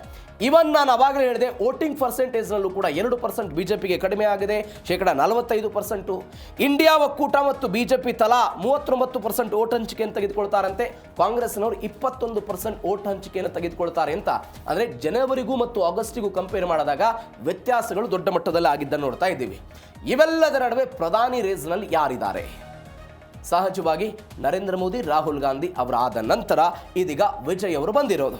ನರೇಂದ್ರ ಮೋದಿ ಅವರ ಪರವಾಗಿ 48.7% ಜನ ಮೊದಲ ಆಯ್ಕೆಯನ್ನು ಹೊರಹಾಕಿದರು. ರಾಹುಲ್ ಗಾಂಧಿ ಅವರ ಪರವಾಗಿ 27.1% ಜನ ಬೆಂಬಲವನ್ನು ವ್ಯಕ್ತಪಡಿಸಿದ್ದಾರೆ. ಜೋಸೆಫ್ ವಿಜಯ್ ಅವರ ಪೈಕಿ 9.2% ಜನ ಅವರು ತಮ್ಮ ಅಭಿಪ್ರಾಯವನ್ನು ಹೊರಹಾಕಿ ವಿಜಯ್ ಅವರೂ ಕೂಡ ದೇಶದ ಪ್ರಧಾನಮಂತ್ರಿ ಆಗಬೇಕು ಅಂತ 3ನೇ ಸ್ಥಾನವನ್ನು ಕೊಟ್ಟಿದ್ದನ್ನು ನೋಡ್ತಾ ಇದ್ದೀವಿ. ಅಂದರೆ ಇದರರ್ಥ ಮೋದಿಗೆ ಪ್ರಬಲವಾಗಿ ವಿಜಯ್ ಅವರು ಕೂಡ ಸದ್ಯಕ್ಕೆ ಒಂದು ಎದುರಾಳಿಯಾಗಿ ಹೊರಗಡೆ ಬಂದಿದ್ದನ್ನು ನೋಡ್ತಾ ಇದ್ದೀವಿ. ನೀವು ಮೇ 4ನೇ ತಾರೀಕಿಗೆ ಅಧಿಕಾರಕ್ಕೆ ಬಂದರೂ ಕೂಡ ಅವರು ಮುಖ್ಯಮಂತ್ರಿ ಆಗಿಯೇ ಹೆಚ್ಚು ಕಡಿಮೆ 3-4 ತಿಂಗಳಾಯಿತು. ಅವರು ತೆಗೆದುಕೊಂಡಿರುವಂತಹ ಬೇರೆ ಬೇರೆ ಕ್ರಮಗಳಾಗಿರ್ಬೋದು, ಅವರು ಕೊಡ್ತಾ ಇರುವಂತಹ ಒಂದು ಪಾರದರ್ಶಕ ಆಡಳಿತ ಆಗಿರ್ಬೋದು, ಭ್ರಷ್ಟಾಚಾರದ ವಿರುದ್ಧ ಅವರು ಮಾತನಾಡ್ತದ್ದಂತಹ ಭಾಷಣ ಆಗಿರ್ಬೋದು, ಎಲ್ಲ ಕಾರಣಗಳಿಗೂ ಕೂಡ ಅವ್ರದ್ದು ಇರಬಹುದು ಅಂತ. ಯಾಕಂದರೆ ನೀವು ಇದೇ ನೀಟ್ ಅಕ್ರಮದ ವಿರುದ್ಧ ದೊಡ್ಡ ಮಟ್ಟದ ಪ್ರತಿಭಟನೆಗಳಾಗಿತ್ತು. ಯುವಕರು ರಾಜಕೀಯಕ್ಕೆ ಬರಬೇಕು ಅಂತ ಅನೇಕ ಜನ ಮಾತನಾಡಿದ್ರು. ಯುವಕರಿಗೆ ಹೆಚ್ಚು ಹೆಚ್ಚು ಅವಕಾಶಗಳನ್ನು ಕೊಡಬೇಕು ಅಂತ ಅನೇಕ ಜನ ತಮ್ಮ ಬೇಡಿಕೆಗಳನ್ನು ಕೇಂದ್ರದ ಮುಂದೆ ಇಟ್ಟಿದ್ದನ್ನು ನಾವೆಲ್ಲ ನೋಡಿದ್ವಿ.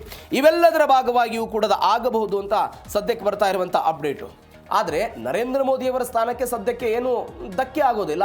ಆದರೆ ಅದಕ್ಕೊಂದು ಪೈಪೋಟಿ ಎನ್ನುವಂತೆ ಅದು ರಾಹುಲ್ ಗಾಂಧಿಯವರಿಗೂ ಪೈಪೋಟಿ ಆಗುತ್ತೆ, ನರೇಂದ್ರ ಮೋದಿಯವರಿಗೂ ಕೂಡ ಪೈಪೋಟಿ ಆಗುತ್ತೆ. ಇದೀಗ ಆ ಸ್ಥಾನಕ್ಕೆ ವಿಜಯ್ ಅವರು ಬರ್ತಾ ಇರೋದನ್ನು ನೋಡ್ತಾ ಇದ್ದೀವಿ. ಇದು ಒಂದು. ಮೂರನೇ ಬೆಳವಣಿಗೆ, ಮಮತಾ ಮತ್ತು ಅಖಿಲೇಶ್ ಯಾದವ್ ಅವರನ್ನು ಕೂಡ ಹಿಂದಿಕ್ಕಿದ್ದಾರೆ. ಮಮತಾ ಬ್ಯಾನರ್ಜಿ 2%, ಅಖಿಲೇಶ್ ಯಾದವ್ 1.7%. ಅಂದರೆ ವಿಜಯ್ ಅವರು ಅವರಿಗಿಂತಲೂ ಕೂಡ ಮುಂದಿದ್ದಾರೆ. 12.2% ತಮ್ಮ ಪ್ರಾಬಲ್ಯವನ್ನು ಮುಂದುವರಿಸಿರೋದು. ಇದಕ್ಕೆ ಬೇರೆ ಬೇರೆ ಕಾರಣ ಇರ್ಬೋದು. ಮಮತಾ ಬ್ಯಾನರ್ಜಿ ಅವರ ಅಧಿಕಾರ ಹೋಗಿದ್ದು, ಅದಾದ ನಂತರ ಅವರ TMC ಒಡೆದು ಹೋಳಾಗಿದ್ದು, ನಕಲಿ TMC, ಅದಾದ ನಂತರ ಒರಿಜಿನಲ್ TMC ಅಂತ ಎಲ್ಲ ಪ್ರತ್ಯೇಕವಾದಂಥ ಬಣಗಳೆಲ್ಲ ಸೃಷ್ಟಿಯಾಗಿದ್ದು, ಸಂಸದರ ರಾಜೀನಾಮೆ ಕೊಟ್ಟಿದ್ದು, ಮಮತಾ ಬ್ಯಾನರ್ಜಿ ಅವರ ವಿರುದ್ಧ ಅವರ ಅಳಿಯ ಅಭಿಷೇಕ್ ಬ್ಯಾನರ್ಜಿಯ ವಿರುದ್ಧ ಎಲ್ಲ ಮಾತನಾಡಿದ್ದನ್ನು ನೋಡಿದ್ದೀವಿ. ರಾಜಕೀಯವಾಗಿ ದೊಡ್ಡ ಮಟ್ಟದ ಹಿನ್ನಡೆಯನ್ನು ಈ ಬಾರಿಯ ಚುನಾವಣೆಯಲ್ಲಿ ಮಮತಾ ಬ್ಯಾನರ್ಜಿ ಎದುರಿಸಿದ್ದಾರೆ. ಯಾಕಂದರೆ ಅವರು ರಾಹುಲ್ ಗಾಂಧಿಗೆ ಪರ್ಯಾಯವಾಗಿ ಇಂಡಿಯಾ ಮೈತ್ರಿಕೂಟದ ಪ್ರಧಾನಿ ಆಗಬೇಕು ಅಂತಾನೆ ಅನೇಕ ಜನ ಅವರ TMC ನಾಯಕರೆಲ್ಲ ಮಾತನಾಡ್ತಾ ಇದ್ರು. ಬಟ್ ಇವತ್ತು ಅಧಿಕಾರ ಇಲ್ಲ. ಈ ಎಲ್ಲ ಕಾರಣಕ್ಕಾಗಿಯೂ ಕೂಡ ಅವರನ್ನು ಹಿಂದಿಕ್ಕಿದ್ದಾರೆ ಎನ್ನುವಂಥದ್ದು. ಅರವಿಂದ್ ಕೇಜ್ರಿವಾಲ್ 1.2%. ಅವರ ಪರಿಸ್ಥಿತಿ ಹೆಂಗಾಗಿದೆ ಅಂತ ನೋಡ್ತಾ ಇದ್ದೀವಿ. ದೆಹಲಿಯ ವಿಧಾನಸಭಾ ಚುನಾವಣೆಯಲ್ಲಿ ಸೋತರು, ಅದಾದ ನಂತರ ಜೈಲಿಗೆ ಹೋಗಿ ಹೊರಗಡೆ ಬಂದರು. ಯಾವ ಆಮ್ ಆದ್ಮಿ ಭ್ರಷ್ಟಾಚಾರದ ವಿರುದ್ಧ ಹೋರಾಟವನ್ನು ಮಾಡ್ತಾ ಇತ್ತು, ಅದೇ ಭ್ರಷ್ಟಾಚಾರದ ಆರೋಪವೂ ಕೂಡ ಅರವಿಂದ್ ಕೇಜ್ರಿವಾಲ್ ಅವರ ಮೇಲೆ ಬಂತು. ಅಧಿಕಾರವನ್ನು ಕಳೆದುಕೊಂಡು ಅದು ಕೋರ್ಟ್ನಲ್ಲಿ ಬೇರೆ ಬೇರೆ ಆಗಿದೆ, ಷಡ್ಯಂತ್ರ ಇತ್ಯಾದಿ ಅನ್ನೋದು ಆಮ್ ಆದ್ಮಿಯ ವಾದ. ಅದೆಲ್ಲ ಬೇರೆ ಪ್ರಕರಣವನ್ನು ಪಡೆದುಕೊಂಡಿದೆ. ಇವೆಲ್ಲದರ ನಡುವೆ ಆಮ್ ಆದ್ಮಿಯ ಕೆಲ 7 ಜನ ಸಂಸದರು ಕೂಡ ಇವತ್ತು ಬಿಜೆಪಿಯನ್ನು ಸೇರ್ಪಡೆಯಾಗಿದ್ದನ್ನು ನಾವೆಲ್ಲ ನೋಡ್ತಾ ಇದ್ದೀವಿ. ಈ ಎಲ್ಲ ಕಾರಣಕ್ಕಾಗಿಯೂ ಕೂಡ ಹಿನ್ನಡೆ ಆಗಿದೆ ಅನ್ನುವಂಥ ವಿಚಾರಗಳು ದೊಡ್ಡ ಮಟ್ಟದಲ್ಲಿ ಬರ್ತಾ ಇದೆ. ಆದರೆ ಇದೀಗ ದಕ್ಷಿಣ ಭಾರತದ ರಾಜಕಾರಣಿ ಒಬ್ಬರಿಗೆ ಒಂದು ರಾಷ್ಟ್ರೀಯ ಮಟ್ಟದ ಒಂದು ಹುದ್ದೆ ಸಿಗ್ತಾ ಇರೋದು. ನೀವು ನೋಡಿ, ಅಮಿತ್ ಶಾ ಮತ್ತು ಪ್ರಧಾನಿ ನರೇಂದ್ರ ಮೋದಿ 2024ರ ಲೋಕಸಭಾ ಚುನಾವಣೆಯ ಸಮಯದಲ್ಲಿ ತಮಿಳುನಾಡಲ್ಲಿ ಭಾಷಣ ಮಾಡ್ತಾ ಒಂದು ಹೇಳಿಕೆ ಕೊಟ್ಟಿದ್ರು. ಏನು, ತಮಿಳುನಾಡಿಂದ ಒಬ್ಬ ವ್ಯಕ್ತಿಯನ್ನು ನಾವು ಪ್ರಧಾನಿ ಉನ್ನತ ಹುದ್ದೆಗೆ ತೆಗೆದುಕೊಂಡು ಹೋಗ್ತೀವಿ ಅಂತ. ಆವಾಗ ನಮ್ಮೆಲ್ಲರ ವಿಶ್ಲೇಷಣೆ ಏನಾಗಿತ್ತು, ಅಣ್ಣಾಮಲೈ ಬಿಜೆಪಿಯಲ್ಲಿದ್ದಾರೆ, ಅಣ್ಣಾಮಲೈ ಅವರಿಗೆ ಒಂದು ದೊಡ್ಡ ಮಟ್ಟದ ಹುದ್ದೆಯನ್ನು ಕೇಂದ್ರ ಸರ್ಕಾರದಲ್ಲಿ ಕೊಡ್ತಾರೆ ಅಥವಾ ದೊಡ್ಡ ಮಟ್ಟದ ಹುದ್ದೆ ಸಿಗುತ್ತೆ ಅಂತ ನಮ್ಮೆಲ್ಲರ ಆಶೆ ಆಕಾಂಕ್ಷೆಗಳು ಮತ್ತು ಒಂದು ವಿಶ್ಲೇಷಣೆಯೂ ಕೂಡ ಅದೇ ರೀತಿ ಆಗಿತ್ತು. ಆದರೆ ಈಗ ಅವರು ಬಿಜೆಪಿಯನ್ನು ಬಿಟ್ಟು ಹೋದರು. ಇದೀಗ ವಿಜಯ್ ಅವರು TVK ಸ್ಥಾಪನೆ ಮಾಡಿದ್ದಾರೆ. ಇವತ್ತು ಅವರು ಕಾಂಗ್ರೆಸ್ನ ಜೊತೆಗಿರ್ಬೋದು. ಅವರು ಹೇಳಿಕೆ ಕೊಟ್ಟಿದ್ದಕ್ಕೂ ಇವತ್ತು ಆಗ್ತಾ ಇರುವಂಥ ಬೆಳವಣಿಗೆಯನ್ನು ನಾವು ಗಮನಿಸಬೇಕಾದ ಸಂಗತಿ ಅಷ್ಟೇ. ಇವೆಲ್ಲದರ ನಡುವೆ ಇಂಡಿಯಾ ಮೈತ್ರಿಕೂಟಕ್ಕೆ ಹಿನ್ನಡೆ, ರಾಹುಲ್ ಗಾಂಧಿಯ ಹಾದಿ ಕಠಿಣ ಅನ್ನುವಂಥ ಪ್ರಶ್ನೆ ಇದೆ. ಕಾಂಗ್ರೆಸ್ ನೇತೃತ್ವದ ಇಂಡಿಯಾ ಒಕ್ಕೂಟಕ್ಕೆ 185 ಸ್ಥಾನಗಳ ನಿರೀಕ್ಷೆ. ಅಂದರೆ 2024ರಲ್ಲಿ ಅವರು 234 ಸ್ಥಾನ ಏನು ಗೆದ್ದಿದ್ರು, ಆ ಸ್ಥಾನಕ್ಕಿಂತಲೂ ಕೂಡ ಇವತ್ತು ಕಡಿಮೆ.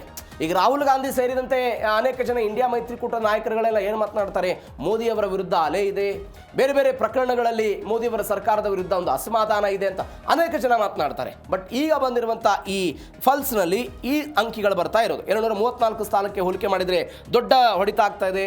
ಜೆನ್ಸಿಗಳ ಪ್ರತಿಭಟನೆ ಆಗ್ತಾ ಇರೋದು, ಜೆನ್ಸಿಗಳನ್ನು ಸೆಳೆಯೋದೇ ದೊಡ್ಡ ಮಟ್ಟದ. ಈಗ ನೋಡಿ, ದೆಹಲಿಯ ಜಂತರ್ ಮಂತರ್ನಲ್ಲಿ ನೀಟ್ ಪ್ರಶ್ನೆ ಪತ್ರಿಕೆ ಸೋರಿಕೆ ಆದಂಥ ಪ್ರಕರಣಗಳೆಲ್ಲ ಆಯ್ತಲ್ಲ.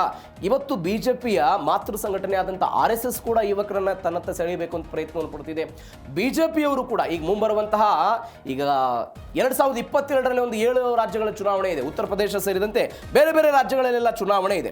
ಈ ಚುನಾವಣೆಗಳನ್ನು ಎದುರಿಸಬೇಕು ಅನ್ನುವಂಥ ಆತಂಕ. 2028ರಲ್ಲಿ ಕರ್ನಾಟಕ ಸೇರಿದಂತೆ ಇಡೀ ದೇಶದ 8 ಚುನಾವಣೆಗಳು ನಡೆಯೋದಿದೆ. ಎಲ್ಲ ರಾಜ್ಯಗಳ ಚುನಾವಣೆ 2029ರ ಲೋಕಸಭಾ ಚುನಾವಣೆ ಮೇಲೆ ಎಫೆಕ್ಟ್ ಆಗುವಂಥ ಹಂತಕ್ಕಿರುತ್ತೆ. ಹೀಗಾಗಿ ಯುವಕರನ್ನ ತಮ್ಮತ್ತ ಸೆಳೆದಿಟ್ಟುಕೊಳ್ಬೇಕು ಅನ್ನುವ ಕಾರಣಕ್ಕಾಗಿ ಬಿಜೆಪಿ ಪ್ರಯತ್ನವನ್ನು ಪಡ್ತಿದೆ. ರಾಹುಲ್ ಗಾಂಧಿ ಮತ್ತು ಇಂಡಿಯಾ ಮೈತ್ರಿಕೂಟ ಹೆಂಗೆ ಕಮ್ಬ್ಯಾಕ್ ಮಾಡ್ತಾರೆ ಅನ್ನೋದು ಸದ್ಯಕ್ಕಿರುವಂತಹ ಪ್ರಶ್ನೆ. ಬಟ್ ರಾಹುಲ್ ಗಾಂಧಿ ಅವರು ಪ್ರಧಾನಮಂತ್ರಿ ಆಗಬೇಕು ಅನ್ನುವಂಥ ಕನಸು ಇನ್ನು ಕೇವಲ ಕನಸಾಗಿ ಉಳಿಯುತ್ತಾ ಅನ್ನುವಂಥ ಪ್ರಶ್ನೆಗೆ ಉತ್ತರ 2029ರಲ್ಲಿ ಸಿಗುತ್ತೆ. ನೋಡೋಣ ಏನಾಗುತ್ತೆ.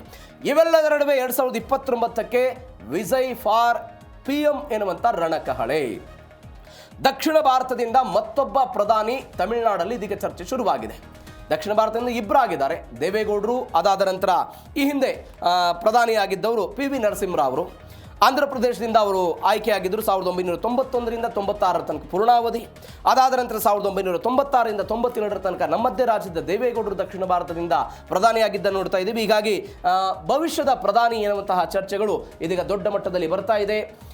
ಇದೀಗ ಒಂದು ಪಾರ್ಟಿಯನ್ನು ಕಟ್ಟಿ 2 ವರ್ಷಕ್ಕೆ ಅಧಿಕಾರಕ್ಕೆ ಬಂದಿದ್ದಂತಹ ವಿಜಯ್ 2029ರಲ್ಲಿ ದೇಶದ ರಾಜಕಾರಣಕ್ಕೆ ಬರ್ತಾರಾ, ಅವರನ್ನು ಪ್ರಧಾನಿ ಆಗೋದಕ್ಕೆ ಎಲ್ಲರೂ ಕೂಡ ನೋಡ್ತಾರಾ ಏನು ಎತ್ತ ಅನ್ನೋದನ್ನು ಕಾದು ನೋಡಬೇಕು. ಯಾಕಂದರೆ ಜನರ ಫಲ್ಸ್ ಯಾವಾಗ ಹೆಂಗಿರುತ್ತೆ, ಏನು ಚೇಂಜ್ ಆಗುತ್ತೆ ಅಂತ ಗೊತ್ತಿಲ್ಲ. ಬಟ್ ಆಗಸ್ಟ್ನಲ್ಲಿ ಬಂದಿರುವಂಥ ವರದಿ ಮಾತ್ರ ಈ ಅಂಕಿಅಂಶಗಳನ್ನು ಹೇಳ್ತಾ ಇದೆ. ಟೀಮ್ ಇಂಡಿಯಾದ ಬೆಳವಣಿಗೆ. ಟೀಮ್ ಇಂಡಿಯಾದ ನೀಲಿ ಜರ್ಸಿಯಲ್ಲಿ ಸೆಹ್ವಾಗ್ ಮತ್ತು ದ್ರಾವಿಡ್ ಎಂಬ ಹೆಸರುಗಳು ಇದೀಗ ಒಟ್ಟಿಗೆ ಕಾಣಿಸ್ಕೊಳ್ತಾ ಇವೆ ಅಂತೆ. ಹಾಗಾದರೆ ವಾಪಸ್ ಬಂದ್ಬಿಟ್ರಾ, ಅವರ ಮಕ್ಕಳು ಏನಾದರೂ ಬಂದ್ರಾ, ಏನಾಯಿತು ಟೀಮ್ ಇಂಡಿಯಾದಲ್ಲಿ? ಕ್ವಿಕ್ ಆಗಿ ನೋಡ್ತಾ ಹೋಗೋಣ. ಸೆಹ್ವಾಗ್ ದ್ರಾವಿಡ್ ಜೋಡಿ ವಾಪಸ್ ಆಗಿರೋದು. ಅಂಡರ್ 19 ತಂಡಕ್ಕೆ ಆರ್ಯವೀರ್ ಸೆಹ್ವಾಗ್ ಮತ್ತು ಅನ್ವಯ್ ದ್ರಾವಿಡ್ ಆಯ್ಕೆಯಾಗಿದ್ದಾರೆ.